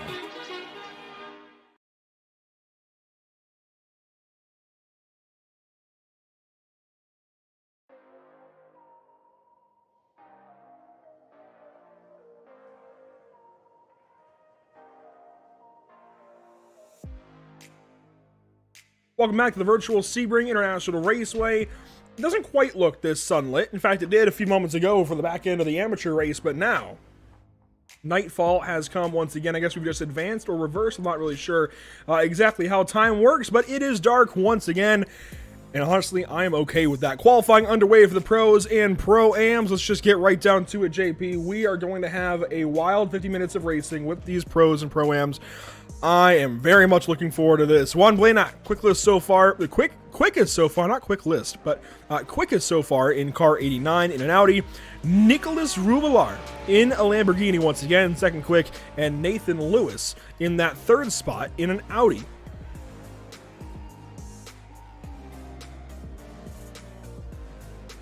Sixteenths of a second looks like behind the leader. Blanad has a great lead already early in qualifying, doesn't he, Andrew? 0.3 of a second on a pro field is definitely quite a gap. I expect to see that gap closing in quite a bit after these drivers take it on for their second lap. And it looks like the strategy, Andrew, it seems to be one quick lap, one cool down lap, or maybe he's just towing back to the pit lane and straight back to the racetrack. Yeah, I think you're onto something there. I saw Lewis being very slow, trying to cool those tires back down. The weather wouldn't, well, it is warmer. 71.8 degrees, 73 degrees on the track, and there is a bit more wind, so maybe. Yeah, I didn't expect that, actually. Did not expect the slightly warmer temps here in the pro race, but there you go. So things a little bit different for these guys. Tire temps a little easier to build as we're on board with Marcos Nunez in car 23. Fabio Zamperlini looking pretty good in the 6th position so far. Matthew Dench in 7th, Hunter McDaniel in 8th, Nick Ludicky in 9th, and Martin Crisp currently rounding out your top 10. Neil Bledsoe in the 11th position in car 21. In fact, just dropped down to position 12 because Gustavo Ariel up into the podium with his qualifying effort. Full-time esports looking pretty strong. Pretty strong, 4.5 tenths behind Blanad so far. I'm not quite sure if he's taking quite as aggressively. No, he quickly tows back to the pit lane. You can see Blanad, is he on a quick lap? I think he's just finishing his second out lap. White looks like just finishes his lap 1.2 second off. Rubelar looks like, oh no, Ferguson goes into third place, and Andre Melchers is here. Well, almost half a second faster than Blanad. So yeah, the bar is set, Andrew, as I guess we kind of expected a little bit. Bruno Carmo's next up out. I say next up. These guys are all on their own kind of deals here. Dominic Olivier in car number 99 is out there. Justin Sang in car number 188. Victor Miranda's even on the racetrack, and this is counting for a timed lap. We'll see what Victor can do. Looks like he's just approaching sunset, if I'm not mistaken. Yes. So quickly finishing up his lap. It's going to be interesting to see how his banker is going to compare to Melchers. Obviously, those two go head-to-head. Last week, Victor finished second place. Obviously, Melchers had that bit of a disconnect, that bad luck that's, went against him on the first round. Victor rounds off the final corner, drag races to the line. It's a 56.8, and that's going to set him in second place. Would you like a repeat of Tuesday? I wouldn't mind, but yeah, it's going to be interesting. We're going to have to see about the start, but it could be the opposite during the race. Could be Miranda saving fuel. Yeah, you're absolutely right, actually. With Andre being quicker here in qualifying, you could be onto something there. Here's a look at Tony Kanaan, of course, IndyCar driver, Indy 500 champion, IndyCar champion. Like, yeah, the accolades are there for car 48. He's headed down the backstretch, headed to Sunset this time. We'll see if he can improve that lap time. It is a little bit off, honestly, for what I would expect from Tony. Position 28 so far in qualifying, just ahead of David Flanagan by about a half a tenth of a second. We'll see if Kanaan can go any faster. And TK across the line, yes, 3/10. That's going to move him up the order quite a bit, up into 27th. So not as far up as I thought he was going to go, admittedly, but still up the order a good little ways. Yeah, absolutely. as you mentioned, you know, we kind of expected a little bit more, but sometimes you mentioned, Andrew, sometimes it's good to start a bit further back to avoid some of that turn one, as Nathan Lewis, just as we were talking, well, he jumps into second place. Very good lap from the Audi driver. Was Melchers and Miranda, they were both on the Audi as well, weren't they? Melchers in a BMW and Miranda in that Audi. Nathan Lewis also in the Audi. So we'll see how that goes. Of course, we just saw tires fall off pretty aggressively in the Audi, so we'll see how that changes. Now, it does look like Parente, for some reason, is set most recently in an amateur number box, but I'm actually not sure. I can bring up the spreadsheet. I'm actually not sure if he should be Pro or Pro-Am, but we'll go ahead and sort through that, and obviously next week make sure that isn't the same way. As qualifying comes to an end, we can go ahead and get ready for our grid. JP, I'm excited to see how this one goes. Of course, we see that the same two drivers are well out in front of the field as per usual, but there's a few more steps to that equation, right? It's not just that easy. 50 minutes of racing with a pit stop in between and everything that can go on here, there's still a lot to happen and a lot that's going to determine this race. Starting on pole, you'll find Andre Melchers in car 25. Nathan Lewis rolls off second here today. Really solid qualifying effort from Nathan. I really like seeing that. Victor Miranda in the third spot. Really solid qualifying effort from the entire top four, top five or so, really. Juan Blanat there in the fourth spot. Nicholas Rubilar in the fifth position. Took the win last week. Daniel Ferguson there in the sixth spot. Bruno Del Carmo will start from seventh. Gustavo Ariel in eighth. Fabio Zamperlini rolls off from ninth. And Marcos Nunez rounds out your top 10 starting grid. 11th place will go the way of Federico Godoy in the number 31 car. Paulo Godoy is going to start on his outside in 12th place. Dominic Olivieri is going to start in 13th place. Just alongside him, Nick Ludicki in 14th place. 15th place, row number 8, will go the ways of the driver that has the name, looks like, just waiting for Matthew Dench, actually. A bit of, I guess, not a great qualifying for him. Kind of expect a bit more on the race. Hunter McDaniel is going to start in 16th place. 17th place will go the ways of Martin Crisp. On his outside, Elliott White in 18th place. And the final row of the top 20 in row number 10 go the ways of Scott Kimbrough on the inside line, and on his outside, Neil Bledsoe.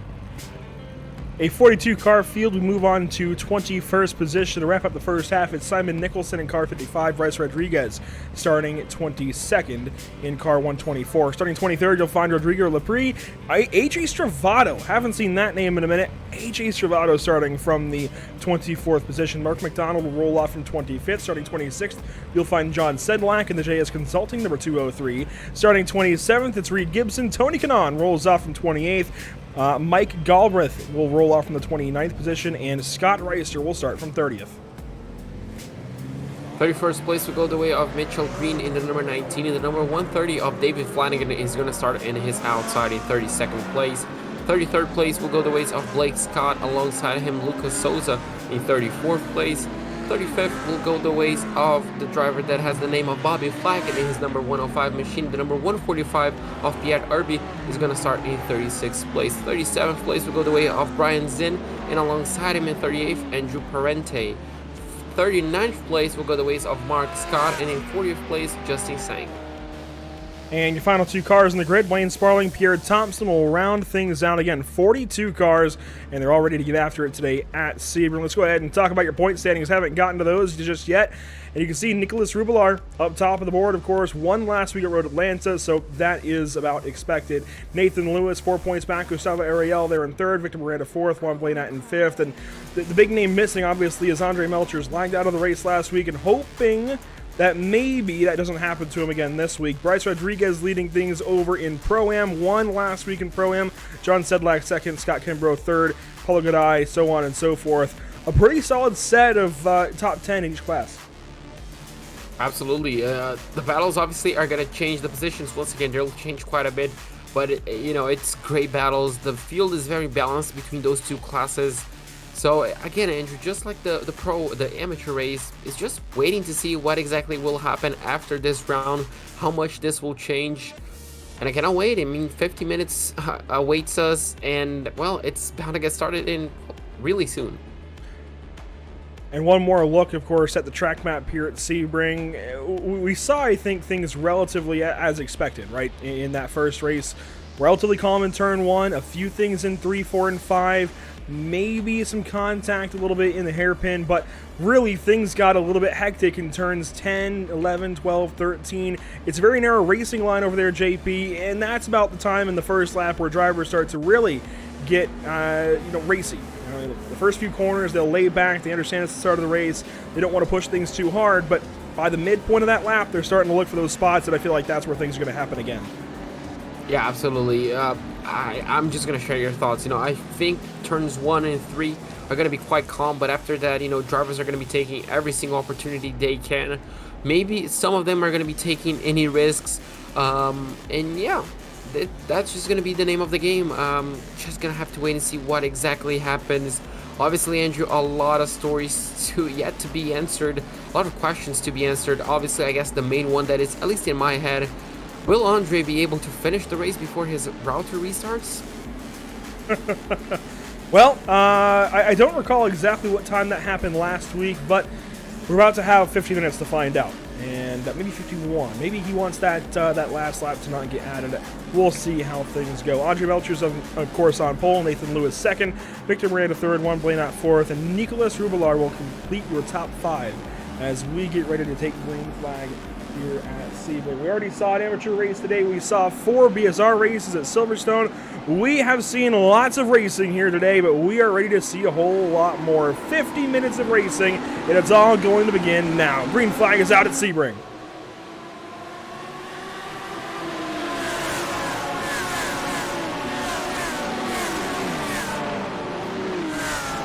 Already some crashing across the line, just coming to the green. You can see the field wrapping around turn number 1. And it looks like that might have been Brian Zinn crashed on the front stretch, and yes, it is. Car 173 in trouble.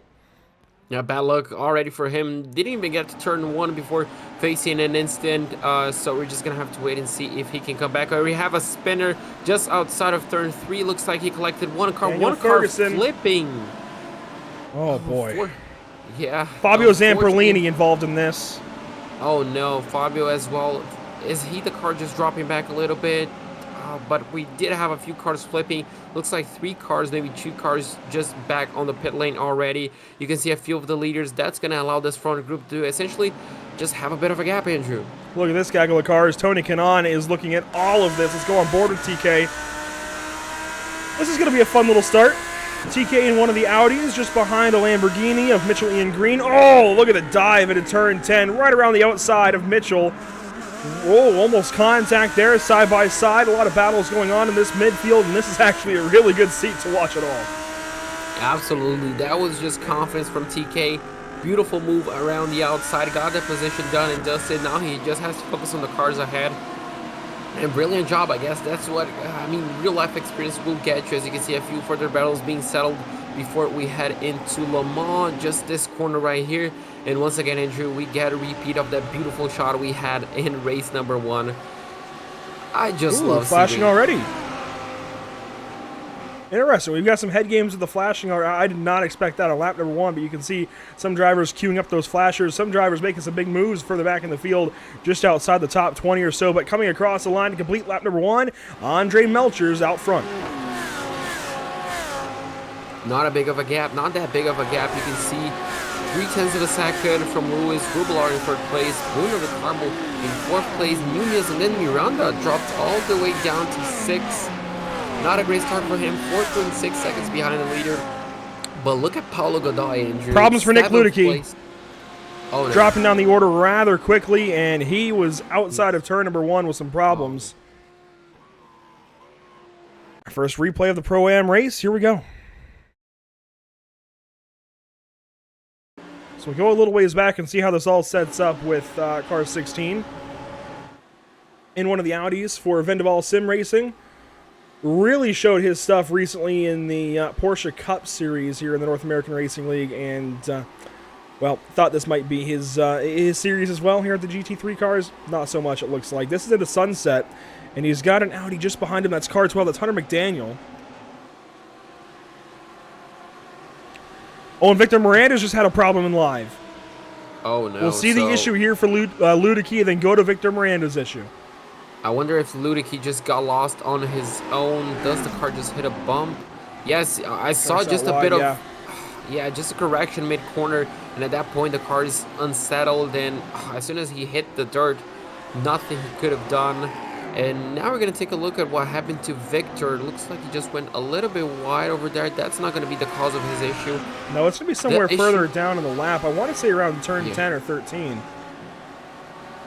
That's just based on timing that it happened after we took the replay here. So he's got car 15 up the inside there, or try to go up the inside. That, I think, is actually Gustavo Ariel that was making that move into the hairpin, or at least looking to make that move. And yes, I do believe that's Gustavo just behind him. Is it in turn 10? Is there contact here? Yes, it is. Wow. Oh, so a bit of contact between the two Brazilians. Unfortunately for Victor, he's going to be spun around, and he's going to have a difficult time finding his way back. Is he reversing, Andrew, to try and go back to that asphalt as quickly, the concrete as quickly as possible? But unfortunately for him, looks like he rejoins very close to last place. So a really costly instant that for him. Yeah, drops all the way outside of the top 30, does Victor Miranda. That is going to be big as far as the championship's early shapes here with the North American Racing League GT3 Series season number 3. Andre Melcher still leading 5 minutes into this race. Nathan Lewis second. Nicholas Rubelar there in the third spot in car 7. Won last week at Road Atlanta.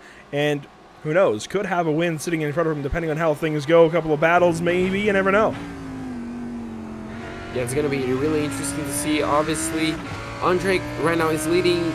Nathan and Rubelar, they have the best seats in the house. They can just afford to save that fuel if they so desire. Now, that's going to be the question, Andrew. Do you save, how much fuel do you save around here? It's a pretty long lap. If you save even one lap, just like Spa we saw on Tuesday, could be very, very beneficial to you. So, I want to say Nathan and Rubelar are both going to go for that strategy. So, Andre, can he save enough fuel even though he's leading?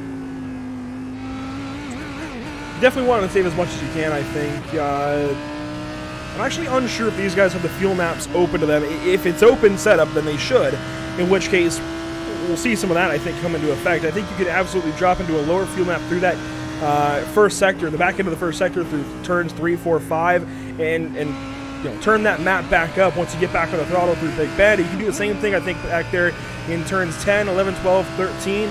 If anything, that might even help you in some of the rear-engine cars to not shatter the rears on acceleration as Rubelar goes purple as we're on board with him here. That could be a good way to save some fuel and keep the car underneath you. It's a matter of how much these guys want to micromanage their laps and really work with that fuel map. Absolutely. That's going to be the strategy as you have a few extra battles down into turn 1. Looks like 2 Audis just fighting for the 12th place currently. And yeah, that's going to be the name of the game. And Andrew, just I noticed on the Pro and Pro-Am field, this race looks like it's a bit more dominated by the Audi, doesn't it? It really does. I mean, Paulo Gadai in an Audi out front. Second place in Pro-Am, you're going to find Scott Kimbrough in this battle with Bryce Rodriguez. And it looks like even Rodriguez Rodriguez actually is opting for a BMW. So I don't mind the stubbornness there, trying to stick with the BMW. The BMW is a good car, but it just isn't nimble. And if you are wanting that nimble car, then by all means, you would go for the Lamborghini or the Audi, even the McLaren. But I like that he's sticking to his guns, sticking to the BMW, wanting to make this car work for him all season, it seems like. Not a bad idea there. Mark McDonald is 4th place in class, and he is in a Lamborghini just behind Bryce Rodriguez there. So definitely out of the top 4, you've got 3 of the same chassis. Absolutely, and even I guess Andre is still using the BMW, so he might as well be a little bit stubborn on that BMW, but it's definitely interesting to see, you know, the different car choices. We saw a little bit last week. We can even see Rubelar in 3rd place driving that Lamborghini, so really interesting as we have a bit of a niche. It looks like coming into Le Mans, and well, it's an Audi. Matthew Dench unfortunately spinning around, flicking that car in, looks like turning off the traction control, but yeah, unfortunately for him, a mistake is going to drop him to the back end of the field. Now, I wonder, Andrew, was there any contact or just an Audi being an Audi? Well, he is racing here pretty closely with, I believe, let's see, that car is, actually do it this way. That is Martin Crisp he's battling with there, and oh, that was an aggressive move, and he just kind of gets sideways in his own as a result. That was... Yeah, that was Matthew Dench being aggressive in an Audi, and unfortunately, it came back to bite him. Yeah, just a bit, maybe just a bit too overconfident. That touch definitely did not help his quest to maintain, you know, the grip on all 4 tires. So Let's watch this one more time. yeah, quite unfortunately, we're gonna actually get a good look at this. You know, he goes down the inside, quite an optimistic, dare I say. He was alongside, but then yeah, just carries a bit too much speed. Yeah, and we saw that in was turn like 3 with the Audis in the amateur race, Yes. where I wonder how much rear brake bias these guys have to get the car to turn. It seems like between probably rear brake bias and just the way the weight is shifting in the rear of the car, well, nose of the car really, it just continues to whip around on these guys, kind of a slow, lazy spin. That was actually a problem in the Mercedes for a long time at Daytona, and not even just the Mercedes, but a problem with GT3 cars in general for a long time at Daytona, where you know, one side or the other would load up really weird, and I think that was just a fixed setup issue, and obviously you could tune for it, but it seemed like it loaded up and just kind of kept on going at that point, and likely even the way he rolled out of the brake potentially could have just shocked the car and brought the car around. Absolutely. So yeah, just unfortunately for him, he's gonna be dropping, looks like just below 30th place. So yeah, really unfortunate. Meanwhile, the battle for the lead, I mean, the top 3 is extremely close, separated by, well, a second, pretty much a second.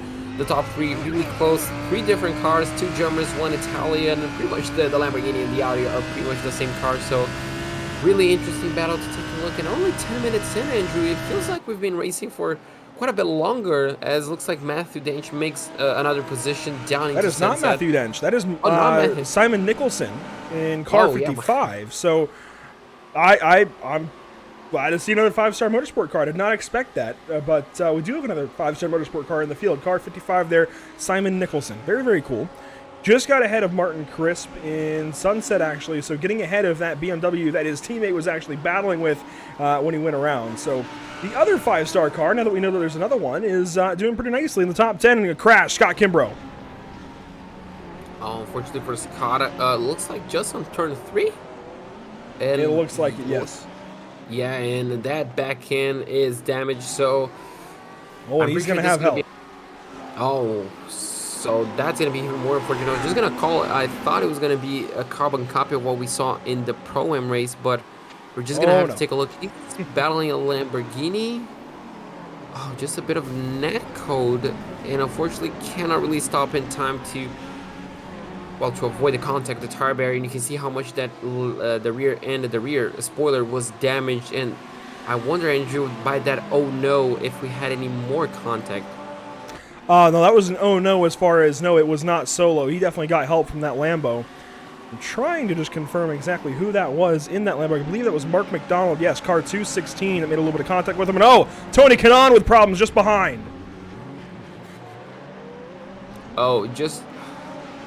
unfortunately, I'm not at Audi having problem, and he's going to be dropping well outside the top 20. There maybe were even other below. cars sideways, and this is going to have help. Oh, so yeah, another bit of context. So just as we elapsed 10 minutes race, drivers getting a little bit too racy, looks like at a point, and Tony just getting a little bit of help by Ferrari, maybe just closing in the door too aggressively. You know, you might be onto something there. I am entirely unsure, actually. That, I believe, was the 31 of Federico Godai.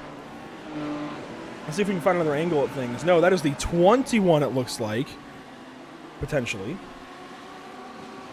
Of Neil Bledsoe. I think Tony might have come over. Yeah, Neil had nowhere to go. Neil was there. Just, I think Tony might have just come over a little bit too far.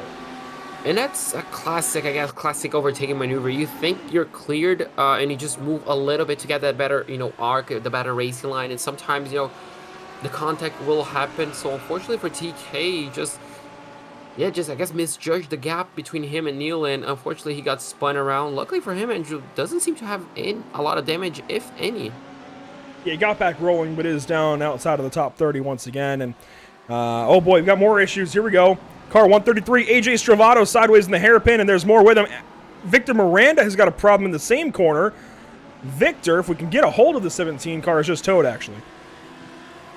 Oh, so this might be race over for the number 17. So not a great first week last week. Pretty sure he finished around 5th, 6th place.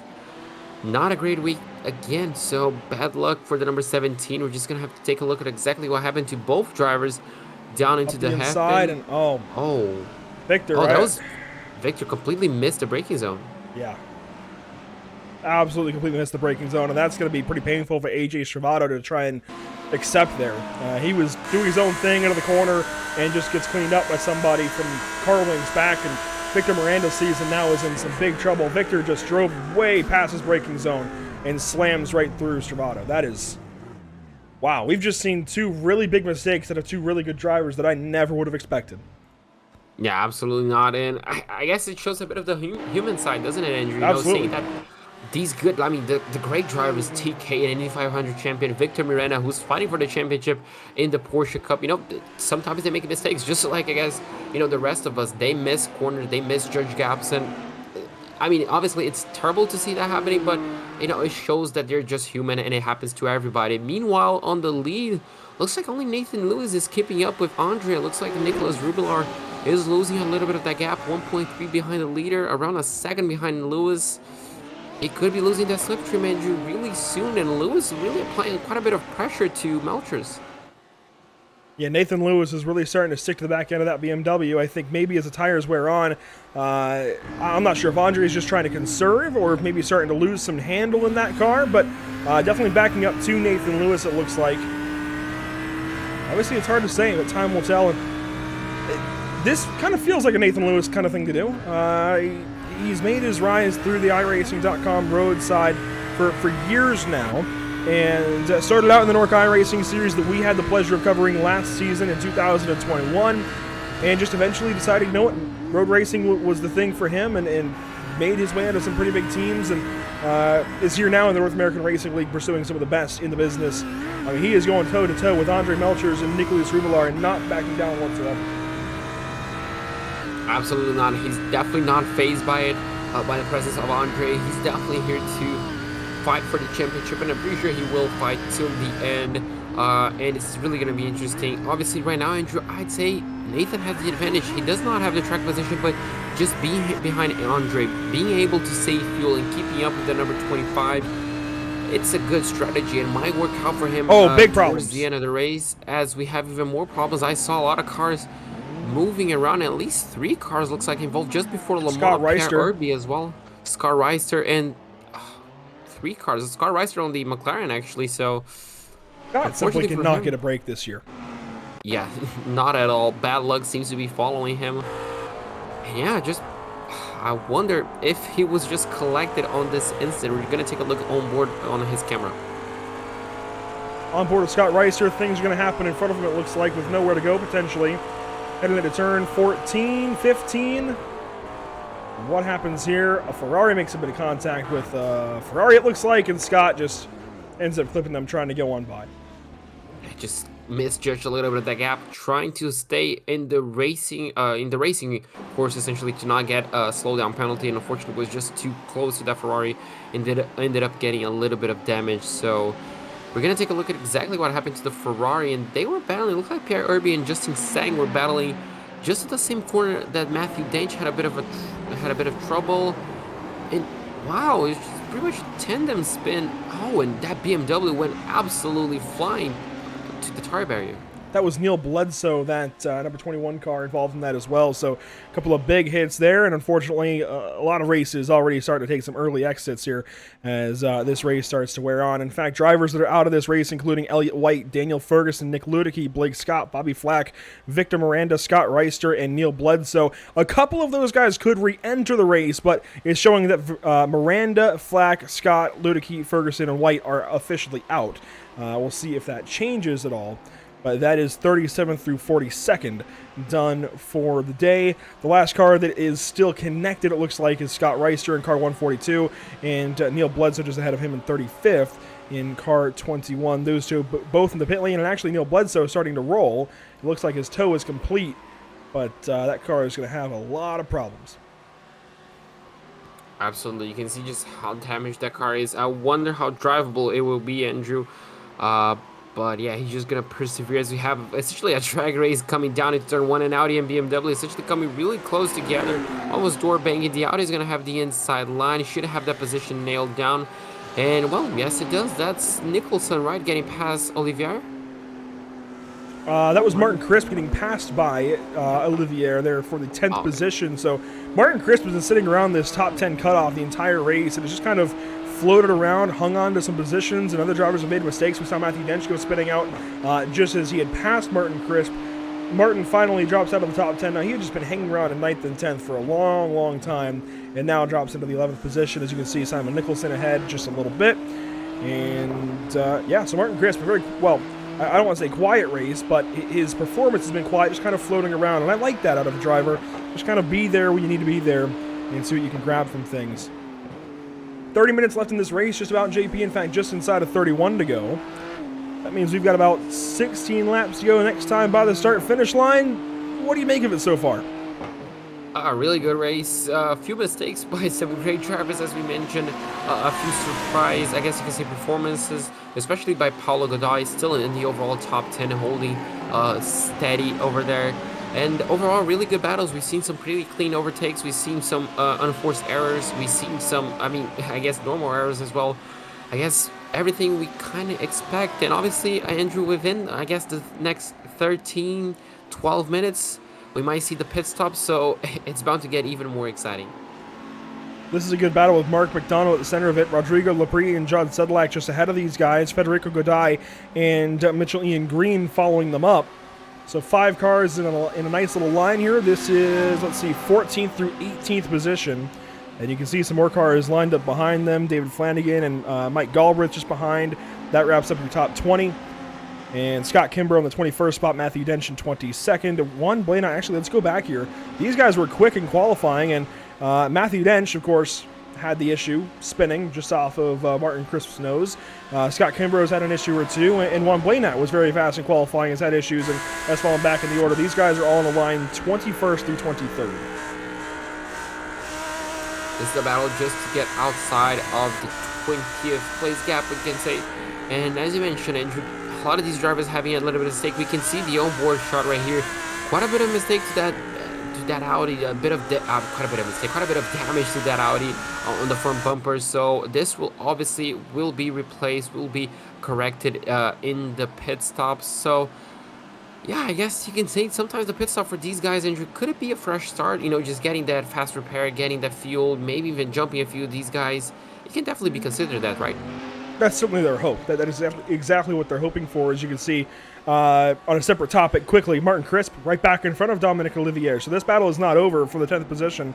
But absolutely, these guys are looking for kind of a new beginning when they come into the pit lane in some cases. For the guys in the top 10, though, they're looking to continue everything they've done so far. I think everybody in this top 10 has been fantastic so far, and even some drivers further outside the top 10. And look at that. Bruno Del Carmo is starting to roll in on these guys. We could have a 4-car race here soon. I think these guys are content to sit in the line and save. I think that's what we're seeing.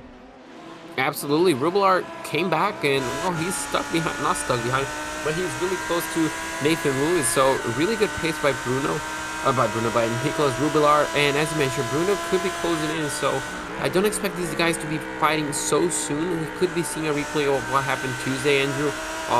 Nathan might just be waiting for that final few laps to essentially attack Andre and essentially stretch that one lap.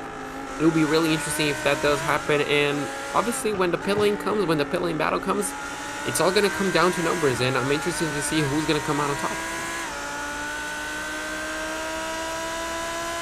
On board with Nicolas Rubelar. And we've got a pit stop. Federico Godoy in the pit lane. It looks like the first of the dominoes to fall. Car 31 in an Audi. Let's see how long this stop takes.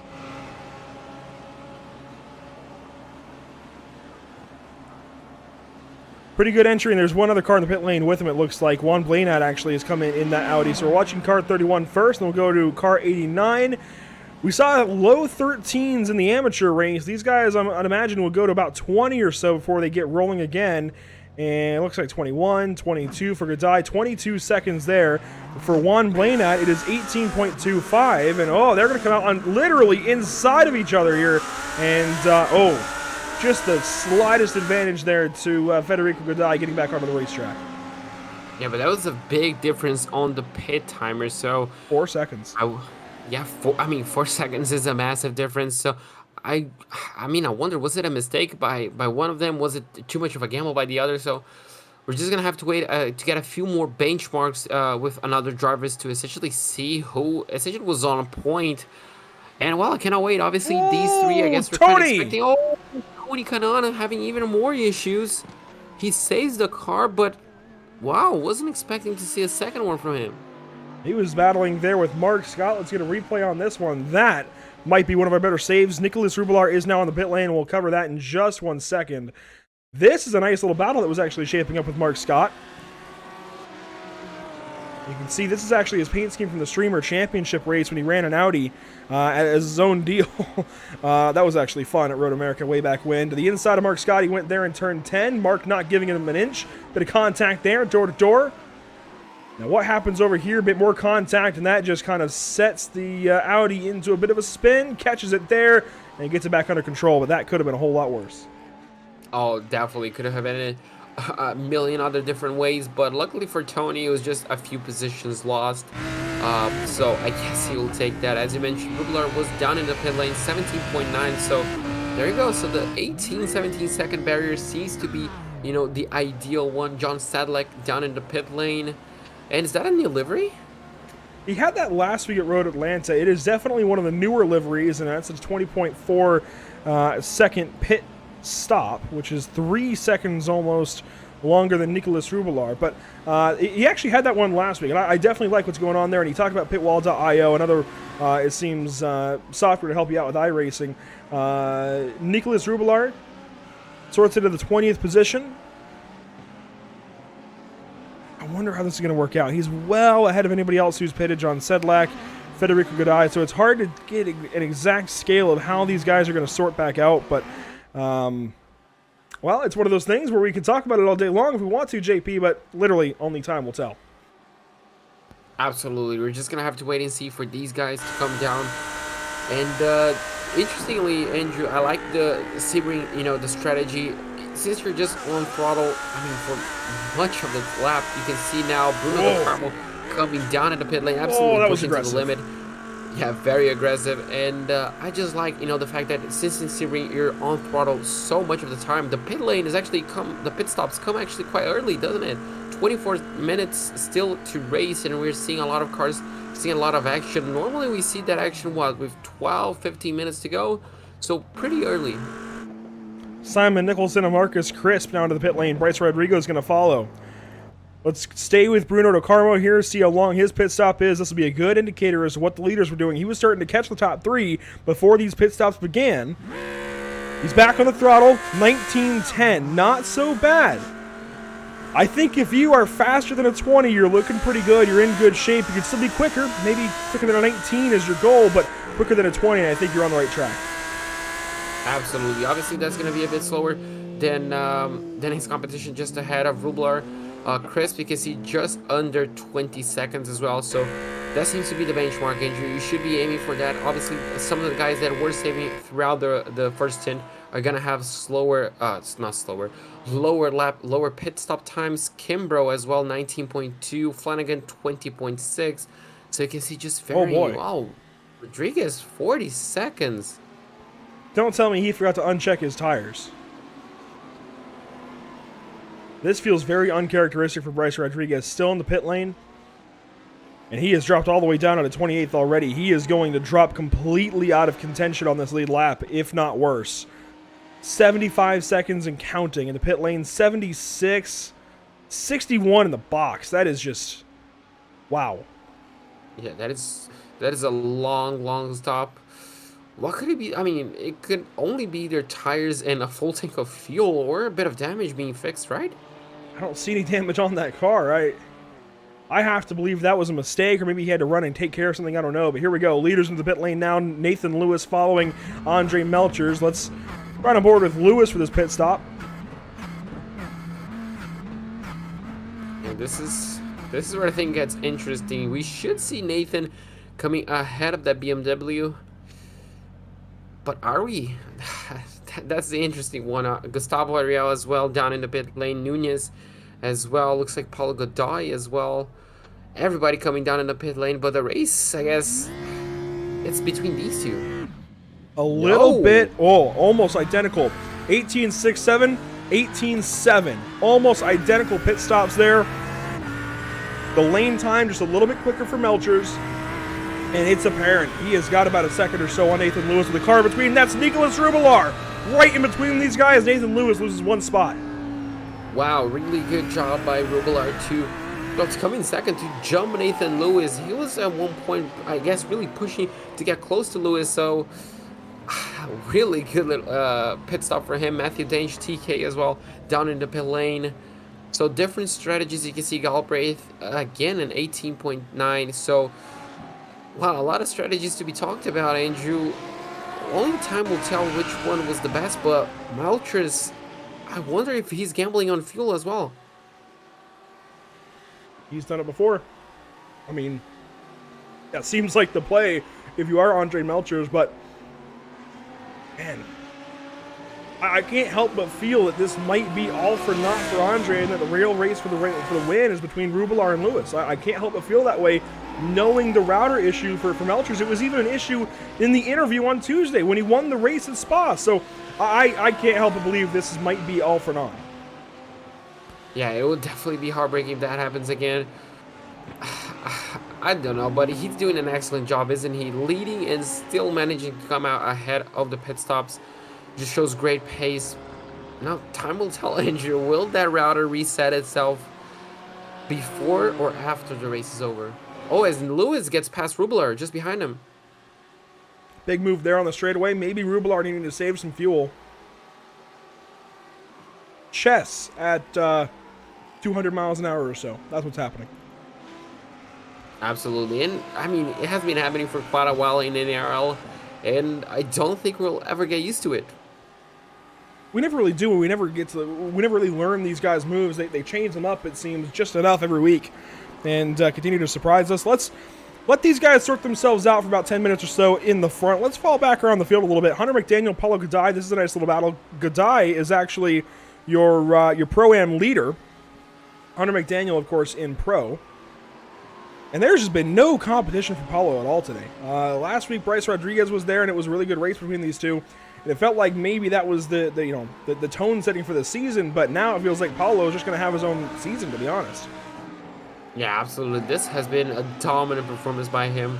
He's doing an excellent job. Up in 7th place, he's the only Pro-Am who has essentially touched the top 10 so far, and he's been consistent there throughout the race. Ever since lap 1, we've seen that purple ticker on the timing sheets right there. So a really good race. He told us he was going to put a lot of practice, and well, he certainly did. His next competition in Pro-Am, Reed Gibson, back in the 11th position overall. We're talking about a difference of 17 seconds. That's the race lead currently in Pro-Am for Paulo Godoy. I mean, this is just insane stuff. He has got this figured out. Reed Gibson has got another several seconds. It looks like 8 seconds back to his New Year's competition for 3rd. Rodrigo Lepre in car 182, position 15 overall, in a Ferrari for Duckhawk Racing. The next Pro-Am driver, and that's when you get to a slew of Pro-Am drivers, Mike Galbraith and some others, is Rubilar just got back by Nathan Lewis. This is a really fun battle to be emerging for 2nd place. Are they leapfrogging, potentially? Trying to save fuel for both? It could definitely be. Obviously, if they're leapfrogging to catch Andre, it's definitely not helping because that gap is up to 2.5, 2.3, 2.4, 2.5. So, yeah, it's an interesting challenge. But obviously, you can see, Andrew, there's another Audi catching them. Yeah, that's Bruno Ricarmo for Full-Time Esports. Then there's Gustavo Ariel just behind. We could have all 4 of them battling before the end of this race to have 2nd, 3rd, 5th all in one group here. Especially if these two keep backing themselves up. I'm not really sure. It seems like they're leapfrogging. They might not be intending to, but it seems like they are as Andre Melchers approaches some lap traffic. Looks like one of the Duckhawk Racing Audis. And that might be Fabio. That is Fabio Zamperlini. He just went by. Wow. So yeah, unfortunately for Fabio, the reigning champion, you can see... Not reigning champion. 2 seasons ago. Oh, 2 seasons ago, true. Wow, it has been that long already? Yeah, believe me, I feel that. He has been that long. So Fabio Zamperlini, so you can see extensive damage to that Audi, Andrew. I was gonna say he was just looking damage to the back end of that car, but the front end also looks very, very dented. So that car has definitely seen better days, and unfortunately for him, he has also seen better days. Currently in 33rd position. Quite unfortunate race for him. Not at all what Fabio needed for this season. Unfortunately, I'm not going to say it looks like it's a wash, but it's looking like it's going to be a big uphill battle the entire season long just to claw back from these first couple of races. It just seems like certain guys in the series just can't get a break lately, and it seems like it's the guys that have been around longer, or longest, Fabio Zamperlini, Scott Reister, and some others. They just keep getting hit by these big issues. Even, William Coffey in amateur, with the issues that he saw Tuesday, a couple of moves that maybe shouldn't have been made or whatever, an incident or two, sorting himself well down to the order. And then tonight was absolutely going to win this race. I think anybody can admit that. Was going to win in amateur tonight at Sebring, and for whatever reason drops out of the event. It was a connection issue, he said. Something related to the iRacing.com sim. Really doesn't make any sense, but unfortunately he definitely lagged out. Yeah, unfortunately for him, that was heartbreaking. We felt the same last week. Hopefully we won't feel the same twice today. That's going to be, we're just counting the minutes. Is Andre, I'm pretty sure he's counting the minutes as well. Hoping that's not going to happen. But yeah, you can see Matthew Dench has a pretty good view of a battle emerging right in front of him. And, well, this is a fun 3-car battle. Looks like for what is this, 12? Yes, 12th, 13th, and 14th. Yeah, Mitchell Ian Green just got passed up by one Blaynat. And Juan going to take that spot away into turn 1. Mitchell Ian Green then in that Lamborghini falling back, and Matthew Dench maybe going to have a look at things. Yeah, Matthew Dench definitely trying to make up some spots.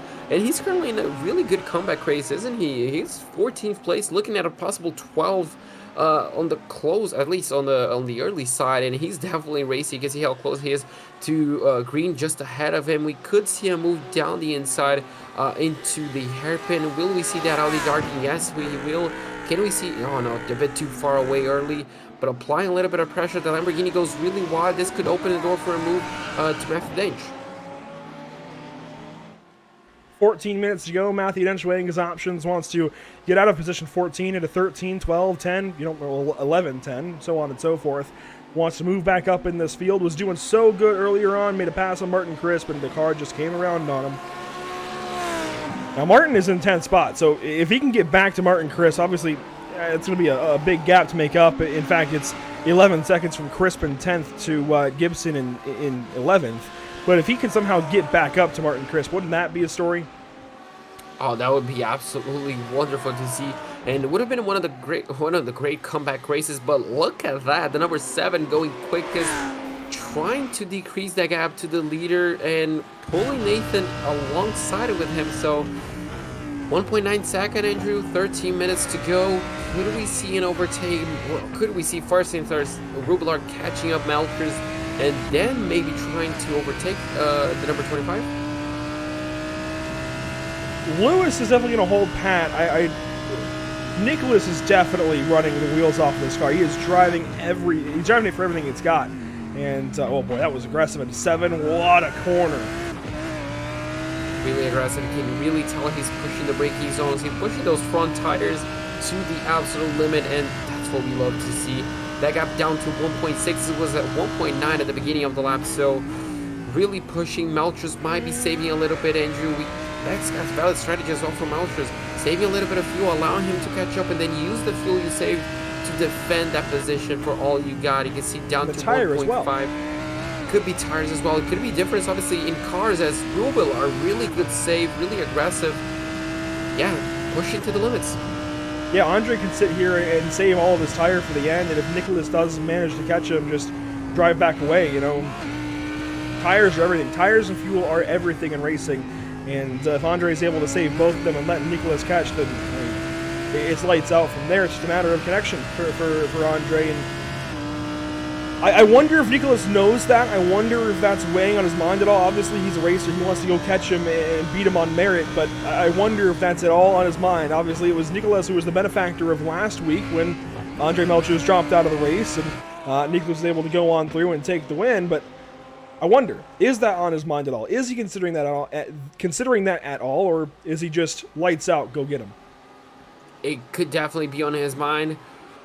But with 11 minutes to go, obviously that could only happen in the interviews, Andrew, just like happened on Tuesday. So he definitely wants to make that overtake on track, as you have a beautiful battle right here, just coming up to Le Mans between these two. Is this Paul Godoy? That was Olivier and Kimbrough. Olivier takes a spot away in car 99. That's for 16th. Kimbrough in 17th. Galbraith catching them in 18th spot. Flanagan 19th and Sedlak 20th. And Kimbrough is, it looks like, 4th place in Pro-Am. Gibson taking 2nd in Pro-Am. Godoy still leading by quite a margin.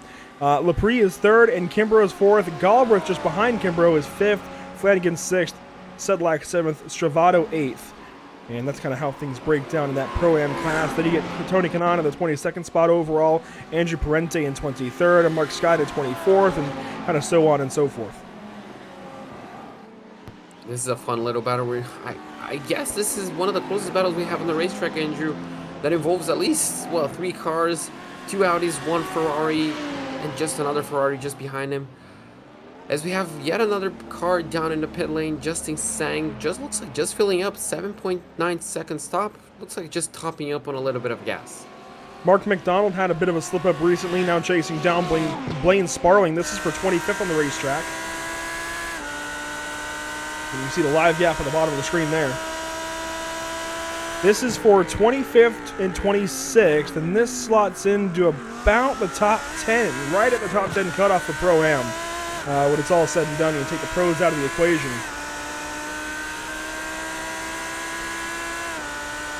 Good battles across the racetrack, and I wonder if McDonald's able to make that up.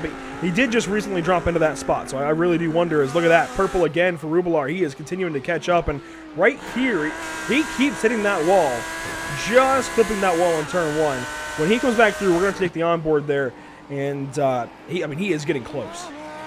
He's pushing, and you can see the gap down to 1.3. It was at 1.2 momentarily, so it's coming down lap after lap. Once again, we saw Gustavo Ariel as well posting the fast lap of the race just a few seconds after Rubilar.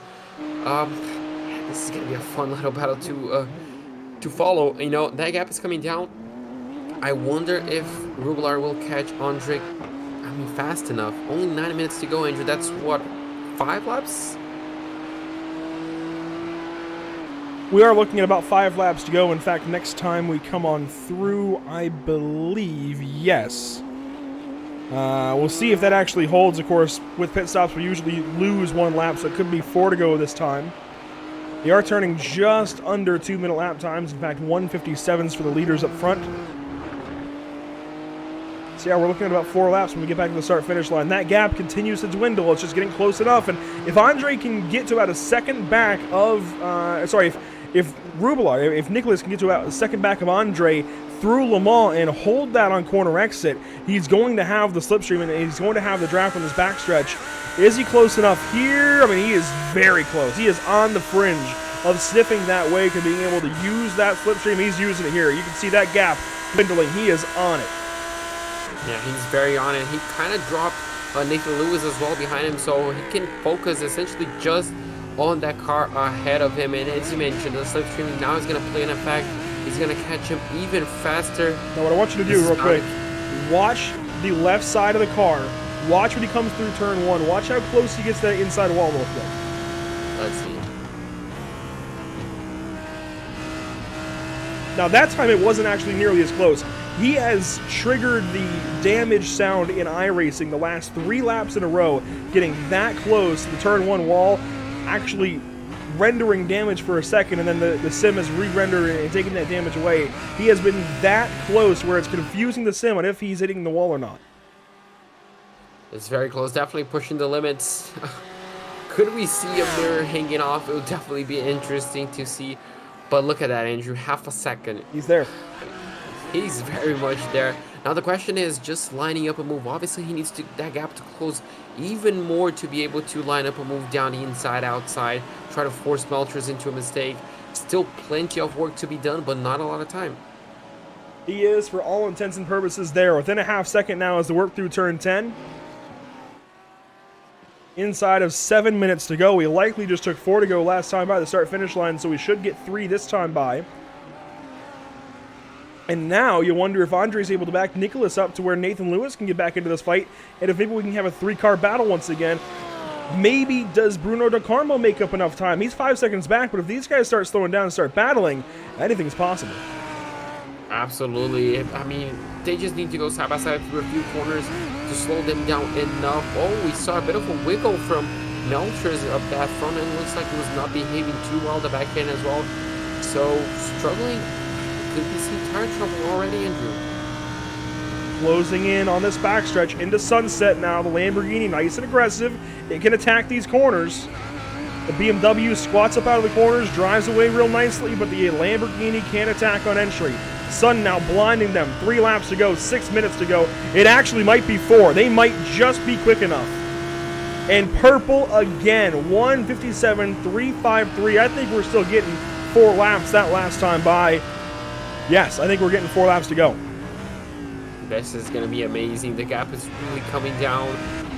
Oh, this is going to be essentially a battle for the ages, Andrew, isn't it? I hope nothing happens to the number 25 internet. I want to see this battle on the racetrack. It was about this time last week. Yeah, it was just 5 minutes to go. On the final few laps, wasn't it? Second to last lap, if I'm not mistaken. We'll see if this battle comes to fruition or if Andre Melchers lags out for a second week in a row. Nathan Lewis trying to catch up to these guys. Paulo Godai still leading in Pro-Am by a large margin. This, however, is a proper battle for the race win in Pro and overall. Rubilar taking a look down to the inside for turn 10. He's going to go for it. That was quick, but he's starting to test those waters, starting to fill those mirrors, starting to get that 25 car offline. Yeah, absolutely. Trying to just apply a little bit of pressure. Was very close there, and that move ended up costing them both around 3 to 4 tenths of a second. So Nathan is definitely wants to see more of that. And we do as well, Andrew, don't we? I mean, I want to see the Lamborghini going down the inside, challenging that BMW. He's getting very, very close. Oh, I'm really excited for this. Out of Le Mans, they'll fire up, back down the back stretch, get going down, and this is where the slipstream comes in for Rubilar. Is he able to make a move into sunset? He should have the run. He's only 3 tenths back, closing quickly. He should have the run to at least poke his nose to the inside of turn 17. He's closing, he's looking, he's not there just yet. Stays back. Can he try and turn 1 maybe? Closes through the center of sunset, and oh, you can see these cars bobbling over those bumps on the inside of the corner. They're starting to say, screw it, let's go right down to the inside, cut that corner off as closely as possible. 4 minutes to go, 3 laps to go. 3 laps, only a few extra chances for Rubilar to essentially gather. You saw how close Melchers got to that turn 1 barrier. So he's also pushing the limits, trying to retain that position, but looks like the Lamborghini, Andrew, is simply the faster car around here. Oh, something happened to Nathan Lewis. Nathan Lewis has just spun out after turn 1, and he has dropped all the way down to 5th place. Take his podium run and throw it out the window. He was gifted 2nd place last week when Andre dropped out. He was running 3rd to Nicholas Rubilar in 2nd. This time he makes a mistake, drops all the way down to 5th behind the full-time esports drivers of DeCarmo and Ariel. But we've still got this battle, top 2 going at it. It's going to be great to see. Could we see a move down in the exact same place? The gap is around 2 tenths of a second. We could see the Lamborghini darting down the inside. Yes, we see once again There's going deep for the braking. There. Oh, that was really, really bold by Rubilar. Really good defense by Melchers. It's getting really close. It was the exact same corner as we saw last time out, Andrew. So that seems to be the preferred spot by the Lamborghini. But we could see in many other corners as well. You can see closing once again. We could see a move happening right here. And these guys no longer have to worry about Nathan Lewis. They don't have to worry about Bruno DeCarmo for 5 seconds of racetrack. They've got plenty of room here. Nicholas Rubilar can definitely get aggressive. We should get the 2 to go signal this time by. These guys are going just quick enough to add a lap to this race despite the pit stops. And look at that. You can see Andre Melchers knows the situation, knows the draft situation down this backstretch, knows he's got to work it. Into sunset, Nicholas takes a look to the inside. Can't do anything there. Andre covers it up. That's gonna hurt him a little bit on the exit, so he might not be close enough to challenge down into turn number 1, but he's looking very racy, Andrew. He definitely wants to settle this as soon as possible. He's very close. Oh, wow. I'm really excited to see if it's going to happen this lap. It has to happen either this lap or next one because... Well, yeah. that is correct. I wonder. I'm surprised he's trying so hard in turn 10. To be honest, that feels like a weird place to me. But that seems to be where he's comfortable doing it. So by all means, go for it, Nicholas. He's been able to challenge each and every time. He's gotten closer and closer. But now, you know what? Through Big Bend, he's actually dropped back a little bit. He is further back now into the hairpin than he was the previous 2 laps, I believe. Closes back in through 7, right to the back end of that BMW. Still a little ways back. I don't know if he can challenge from here. No, this seems a bit too far away. Closing in, you can see on the back end of the straightaway, kind of gets a slipstream. He's probably going to look down the inside. Not quite. You can see the Lamborghini just very, very close. Yeah, it's coming. It's definitely coming. Just he needs to nail a few of these corners. You can see it down here, looking down the inside, backs off quite smartly. Yeah, don't force anything just yet. Worst case scenario, you come home second place to somebody who is well down the standings because of a connection issue last week. So worst case scenario for Nicholas is still very, very good as long as they don't crash. Let's not force anything. Let's not be too brash. It's still only race 2 of the season into Le Mans for the penultimate time. Setting himself up. He's not very close. It's not going to happen in Sunset this lap. It's not going to happen on this lap at all. It's going to have to happen on the final lap. Teammates behind, you can see they are very close. Bruno Del Carmo and Gustavo Ariel very close to each other now, within about 3/4 of a second down the backstretch. And this is going to be the final time they're going to do this. So the number 7 needs to do it on this lap. Last chance he's got to do it. Andrew, do you think it's going to happen? Which corner do you think he might try to make a move? He's going to try turn 10. He's going to, I think. That just seems like the place to do it. White flag is officially out. Presented by Whiplash Sim Cams. Andre dropped out. You are kidding me. On the last lap of the race. Oh, no. Wow.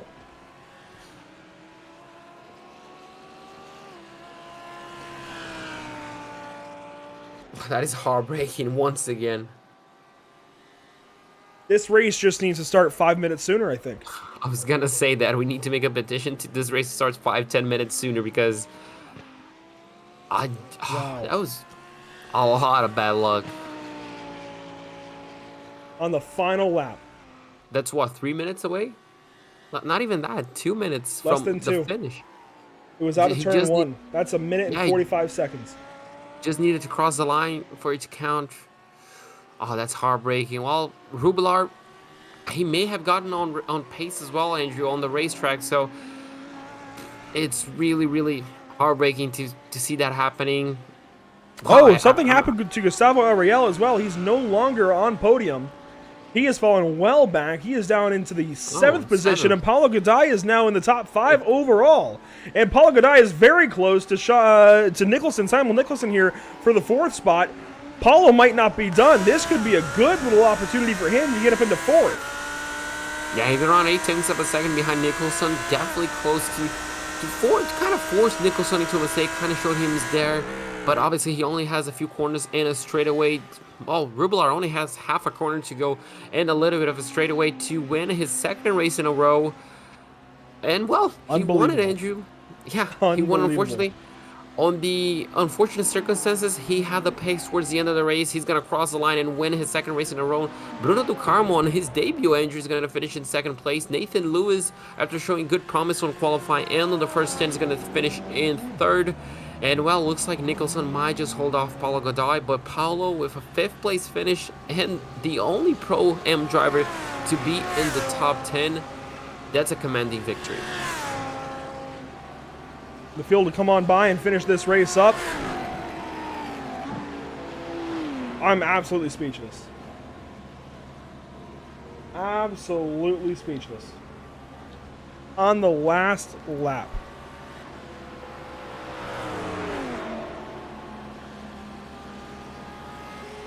I am gutted for Andre. That's just...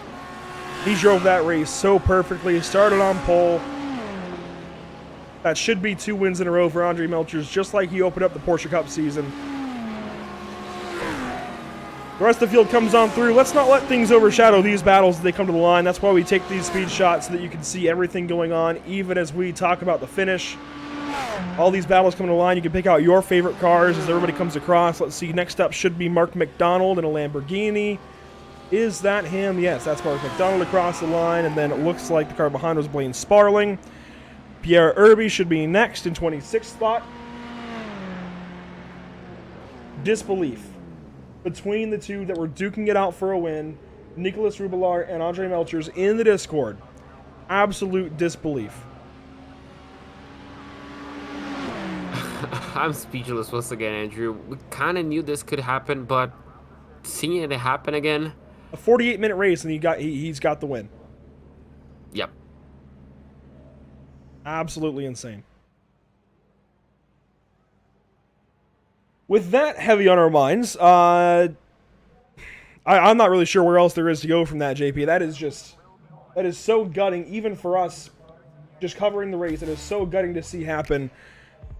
Somebody leading this race, putting the race together perfectly, and on the last lap, taken out of it by connection, by a router reset. A daily router reset. I can't believe it. Let's go ahead and bring up our unofficial race results as they stand. Nicholas Rubelar takes first place, takes the win.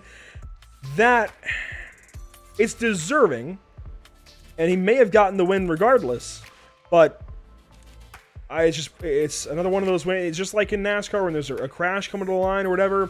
You have whatever happen. It's not the way you want to win it, but Nicholas Rubelar will take the win regardless, I'm sure. Bruno DeCarmo there in second place. Nathan Lewis takes third. Simon Nicholson fourth. And Paulo Gadai wraps up your top five. Really good day for Paulo. Of course, got a spot or two there at the end while a couple of drivers having some issues. Would have been seventh, but picks up fifth regardless. And to outlast other drivers and outlast other issues and come home fifth, that is what it's all about in racing. You've got to have attrition. You've got to finish in order to finish first, and in this case, he finished, well, fifth overall, but very much first in class. Hunter McDaniel, sixth place. Gustavo Ariel there in seventh. Martin Crisp in eighth. Marcos Nunez in the ninth position, and Matthew Dench. How about that comeback? 43 seconds back of the race leader, but in the top 10. Absolutely amazing. Mitchell Green is going to finish in 11th place. Reed Gibson in 12th. Dominic Olivier in 13th. Scott Kimbrough in 14th place. Rodrigo Lappi in 15th. Mike Galbraith in 16th. John Sedlak 17th place ahead of AJ Stravato. Tony Kanaan is going to finish in 19th place ahead of David Flanagan. Finishing 21st, you will find car 89, Juan Buena, one of the fastest qualifiers out there, started fourth, and unfortunately just doesn't have a whole lot to show for it. Andrew Parente there in 22nd, Mark Scott 23rd, Mark McDonald in 24th, Blaine Sparling 25th, then you have Pierre Irby, Bryce Rodriguez. Wow, that is painful to see for Bryce. Brian Zinn there in the 28th spot, Justin Sang in 29th, and Lucas Souza in 30th. That's your top 30. 31st place, we go to Andre Melchers, unfortunately leading up until the final lap of the race, up until the turn 3 of the final lap, so unfortunately he's going to finish 31st. Fabio Zamperlini 32nd, Pierre Thompson in 33rd place, Federico Godoy in 34th, Neil Blitstone in 35th, Scott Reister 36th, Victor Miranda in 37th, Bobby Flack in 38th, ahead of Blake Scott in 39th, and Nick Ludicky in 40th place. In 41st, you'll find Daniel Ferguson in car 76, Elliott White there in 42nd, both 26 laps down, taken out on that first lap, and nothing to show for their race, and actually might have even garnered themselves, I don't think they garnered themselves disqualifications, but definitely well down the order there. I still cannot believe, JP, what we've just seen for Andre Melchers. I don't think anyone watching I don't know how he can keep his cool. I really don't know. I don't know how you can have that happen, know it's happening, just trying to get the race done in time, and be a minute 45 or so short, and not be absolutely livid. I seriously applaud Andre Melchers and his temperament. I would not be nearly as cool right now. He seems like, yeah, he's disappointed, but he seems like he accepts it and just knows it's part of it. Yeah, absolutely. I mean, he must be having a lot of fun. I mean, to brush that off, obviously, it's frustrating. Of course, he knows. Very frustrating. He's got the pride of dominating this race. He probably should have won this race, so he's got that going for him. But that doesn't replace the result, unfortunately. Oh, absolutely not. Not. I guess it cannot replace, the feeling that you get by winning the race on pace. But yeah, unfortunately, luckily he can take it on the good side. He can, I guess, kind of laugh it off, but it's still heartbreaking nonetheless. And yeah. We'll go ahead and get ready then for post-race interviews. We only have Paulo Godoy so far, but we can go ahead and wait on some of these drivers. Drivers, if you are out there listening to us, checking into the broadcast, by all means, pop into the PitStop TV Discord server. If you are in the North American Racing League Discord and you're confused as to where you need to go to the channel broadcast waiting room information. I do believe, let me just verify, that should be the name of it. Yes, broadcast waiting room information in the Thursday GT3 series category, and you'll find information and a server invite link to be able to join our server and come talk to us. So if you are confused but you're listening out there, that is where you need to go. Let's go ahead and get ready then, though, JP. Pro-Am winner, Paulo Godoy, headed your way. Então, Paulo, depois de algumas semanas de segundo lugar, quinto lugar disparado, o melhor Pro-Am da competição. Cara, dominante a corrida do teu ponto de vista, como é que foi? Ai, João, é isso. Hoje foi do jeito que a gente queria. Um ritmo legal. A gente treinou bastante para estar aqui. A semana que tem um evento especial, né, das 12 horas, então já vem de um tempo a gente batendo nessa tecla aí de Sebring. Então sábado tem um evento, a gente, né, vem tratando a pista com carinho e refletiu hoje aqui no nosso tempo, refletiu aqui no nosso trabalho. A corrida foi maravilhosa, na verdade. Fiz um quali legal, até acertei uma volta boa. Consegui me colocar na primeira posição da categoria e meio que embolado com o pessoal, com os brutos aí do grid. E aí, cara, foi tentar administrar. Eu sabia que poderia rolar algum toque, né, alguma coisa, uma pista que acontece, né, frenagens fortes em finais de reta. Então, algum toque na categoria da frente eu poderia acabar sobrando para mim. Então, nas primeiras voltas na minha cabeça eu só tinha me salvar, né, não me envolver em nenhum acidente e junto com o vácuo do pessoal tentar seguir para distanciar da minha categoria e chegar lá. Mas, cara, um P5 no geral nesse grid aqui eu acho que dispensa comentário. Eu tô extremamente feliz com o ritmo. Eu não posso deixar de agradecer de forma nenhuma as pessoas que estão comigo.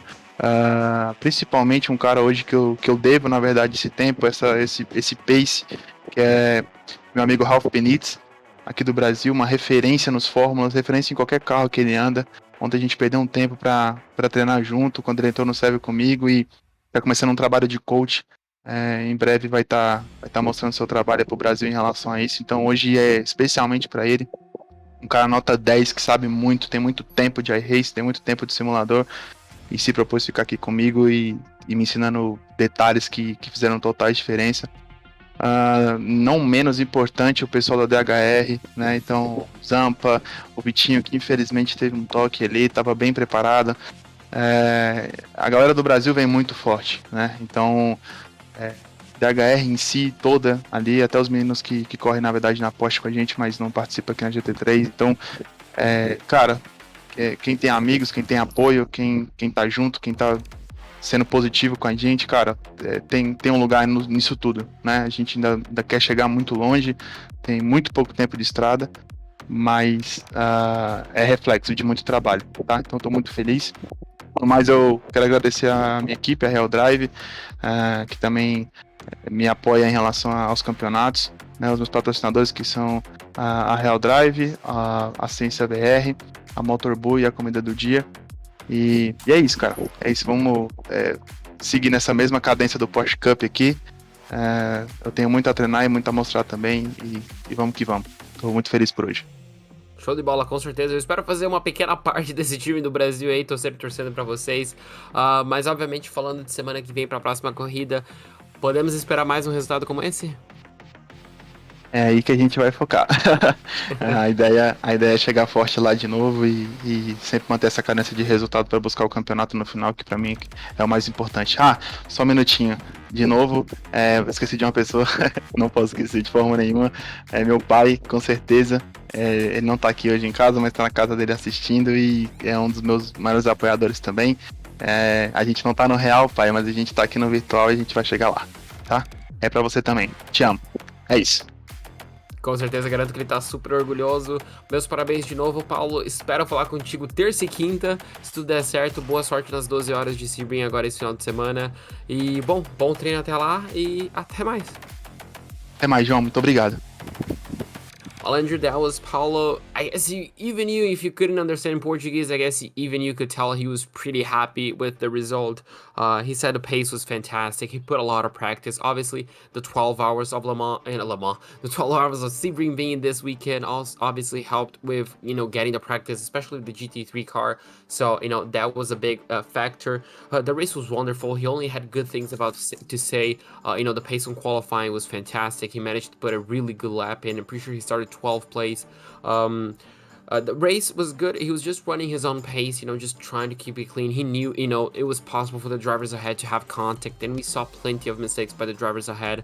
He was just using the slipstream of the drivers ahead to keep his nose clean, and he was pretty happy with P5. I mean, you should be. The grid is absolutely stacked. The pro drivers are fantastic, so a really good show for him. He was thanking his coach quite a lot. I'm pretty sure the name was Rafa Benitez. Could be getting that one wrong, but he was pretty happy with the coaching. For next week, he wants more of the same. Finishing, always winning. Winning the race, and obviously aiming for the championship. So Paul Gaday grabs a pretty big statement win here at Sebring, finishing second to him though in ProAM, 27 seconds behind is car 112, Reed Gibson. And there is Reed Gibson, and Reed, first off, congratulations, second place, pretty worthy of being proud of. But 27 seconds, that is a big gap. Is it just a matter of Paulo maybe being a little more on pace with some of the pros? I mean, I know these divisions are set by iRating. He seems like he has got it figured out. Yeah, I'm looking at his results, and I couldn't touch it. I felt like I ran a really good race. I kept my head clean, stayed out of incidents, and just put in laps. But yeah, we could not touch the 58s. I can maybe pull one or two out every once in a while. But yeah, Paulo has just way more pace than me. So, props to him. But I'm happy to have done what I did and ran my own race. So Sebring out of the way, obviously, you've got to look up to the next race. Long Beach next week. We saw how that went with the Porsche Cup Series. It's going to be a challenge for literally every car on the racetrack. That's already known. How do you attack Long Beach? How do you minimize mistakes and maximize results? Well, I mean, I guess I could drive down there because I don't live too far away from the track itself. But I mean, Long Beach is a track I enjoy. I felt like I had good pace in it in the P Cup, and I'm hoping that I can find some good pace in the GT3 cars. But it's really just, again, a matter of picking your moments and getting into a rhythm, and not really worrying about the pace of other drivers, worrying about controlling your own pace and just keeping the car, off the walls and out of damage. You really have to pick and choose your battles, especially in this league where you mix up with the pros and ProAMs. Even at the end of this race, I saw some pros coming up on me, and I was like, you know what? The difference in paces is huge, and you got to decide, are you going to sacrifice your position for, the overall championship? Points now are worth more than, hypothetical points in 3 laps. So, it's just going to be a matter of keeping your head on a swivel, trying to stay out of incidents, especially in turn 1 on lap 1. It's got to be a little bit of a roll of the dice, but you got to try and set yourself up for success. Absolutely correct there. Love everything you just said. As far as the points go, and going into a week, especially like Long Beach, you come into this race 17 points back of the leader, Bryce Rodriguez, who finishes well down the order, and only 6 points back of Paulo Gaday, who just won the race. That's obviously looking pretty good for your point situation. Do you, I guess, take a conservative approach these next few weeks, just try and not have to use your drop week, or do you try and go for wins? I think, kind of like I said earlier, you gotta take the points you can get that are in front of you. You never know what's gonna happen. You never know what incident's gonna come up that maybe you just can't avoid, or someone else is gonna, lose the car, and that could ruin your race. So you worry about just finishing first and then just running as high of a pace you can. So you put in the practice, you try to make sure that you're aware of where you can go on the track to avoid incidents. And you treat every race as its biggest opportunity, but it's you can't go flat out every race. It's a long championship. Sure, you can make up time, but it's very easy to dig yourself a hole. And it's also very easy to rest on your laurels if you do well at the start. And I know that there's a lot of faster drivers behind me with more pace, but if I can stay in a good position early on and just grind it out and have good results every race, it doesn't need to be wins, but you can get top 10 finishes and finish really well. So the name of the game is finishing first. Now, is there a track, when you talk about the season being a long one and certainly rather diverse in the schedule, is there a track you look at as your best opportunity to go out there and maximize what you can get? Honestly, actually, Long Beach is probably going to be a good one for me just because I enjoy Long Beach. I think I have decent pace there, but it kind of just depends. I don't know. I'm still relatively getting up to speed in terms of finding that really fast lap on every track, especially in the GT3 cars with some of the changes they made this season. So I was pleasantly surprised with my results here at Sebring. And as I'm rehabbing, I think you guys mentioned this, but I broke my collarbone just a couple weeks ago. So everything is just kind of getting easier and easier. So I don't know. I don't want to say any race is going to be my best because, you go into a track and you think you're going to be the fastest or you have really good pace. And if you don't, that might be disheartening. So you got to just take it step by step and lap by lap and approach every race as, its own individual thing with, an eye on the overall championship of knowing, you just got to finish. You just got to do your best and, not worry about being the best, but just doing your best. Well, Reed, congratulations at a second place here in Pro-Am. Love everything you just said in that interview. Hopefully we get to talk to you a whole lot more this season. And hopefully after your home race of Long Beach next week. Best of luck to you next week. And yeah, you better take first or second here and be talking to us in a week's time. Best of luck to you. Thank you. That's Reed Gibson with a really, really strong finish today. Second place in class to Paulo Goday and well ahead of Scott Kimbrough as well. He might have had a mistake or two at the end because that gap definitely grew to the car ahead and diminished to the car behind, but still a really, really good day there for Reed. And nursing that collarbone as he continues to heal, that's a big storyline as well that I'd actually forgotten about since Long Beach when that was mentioned for the Porsche Cup race. So really cool that Reed is nursing that and doing everything he can to get all the best finishes he possibly can. Really, really cool stuff to see what Reed is doing. But that said, JP, none of our pros decided to come talk to us, so hey, I guess we can just go ahead and wrap this thing up. Upcoming broadcasts here at PitStop TV, there are, as always, plenty of them, and next up, we finally have the MPI Cup Series. Now, this is honestly about a year in the making. We've been talking to them for a little while, on and off, and finally an opportunity came up. We couldn't pass this one up, and we are working with the MPI Cup Series for 2022, beginning this weekend, Sunday evening at 9 p.m. Eastern at Circuit of the Americas. As I mentioned, Tuesday, you'll likely see Chase Elliott, maybe another driver, maybe Chase Briscoe or somebody, dominate that one. And then you'll be able to see what these guys can do around the place. It'll be a lot of different drivers, obviously. None of the same Cup drivers or anything like that, but it's the same cars, the same track, the same kind of scenarios, but with their own storylines, their own characteristics, their own personalities, and that's what's so much fun about these leagues, going to the same NASCAR tracks as NASCAR actually goes to at the same time. So the MPI Cup Series, definitely, if you are into NASCAR racing in any shape or form, the MPI Cup Series is going to be one that you want to tune in for. It's just like the Outlaws Sim Series in that respect. It is somewhere, a league that you've got to watch races of if you are at all interested in what the NASCAR Cup Series currently has to offer. It's going to be a lot of fun to see how they open things up here on the channel on Sunday. And then, of course, Tuesday, we wrap back around to our normal schedule with Donington Park for the BSR MX-5 guys. That's going to be interesting. I'm not sure how the extra little hairpin there for the Grand Prix course are going to do for them on Tuesday, but hey, we're going to find out. And actually, that time is a little bit wrong. British summertime will begin this weekend, so that will still be 8 p.m. UK, but back to 3 p.m. Eastern for Tuesday, and then Tuesday evening, of course, Charlotte Motor Speedway, a place I love and hold very near dear to myself. That is up next for the Porsche Cup cars. Very much excited to see how they do there. And of course, Wednesday is the Outlaw Sim Series again at Indianapolis Motor Speedway. Thursday, we'll have a repeat with Donington Park and BSRTC. And then, well, right back here with GT3 cars at Long Beach. So a very full week ahead. A whole lot of road racing. It's going to be a whole lot of fun. Oh, absolutely. I cannot wait for next week. Plenty of road racing. You know I love it, Andrew. Let it be NASCAR, MX-5, Porsche Cup. touring cars or GT3s, I'm all up for it. And obviously, if you're up for it as well, you should follow us on social media to keep up to date with all the news, all the updates, all the pictures, and all, you know, post-race coverage, live coverage, all that sort of stuff on facebook.com/PitStop TV, twitter.com/PitStopTV_, instagram.com/pit_stop_TV, and youtube.com/PitStopTV1. I can tell the night's getting to you, JP. One more question for you, and then we will close this thing down. What are your personal takeaways from a day like this at Sebring? Oh, even though it's a very challenging course, you know, a lot of competition. We saw some brilliant racing. We saw some excellent pace by some drivers. We saw some surprising pace as well.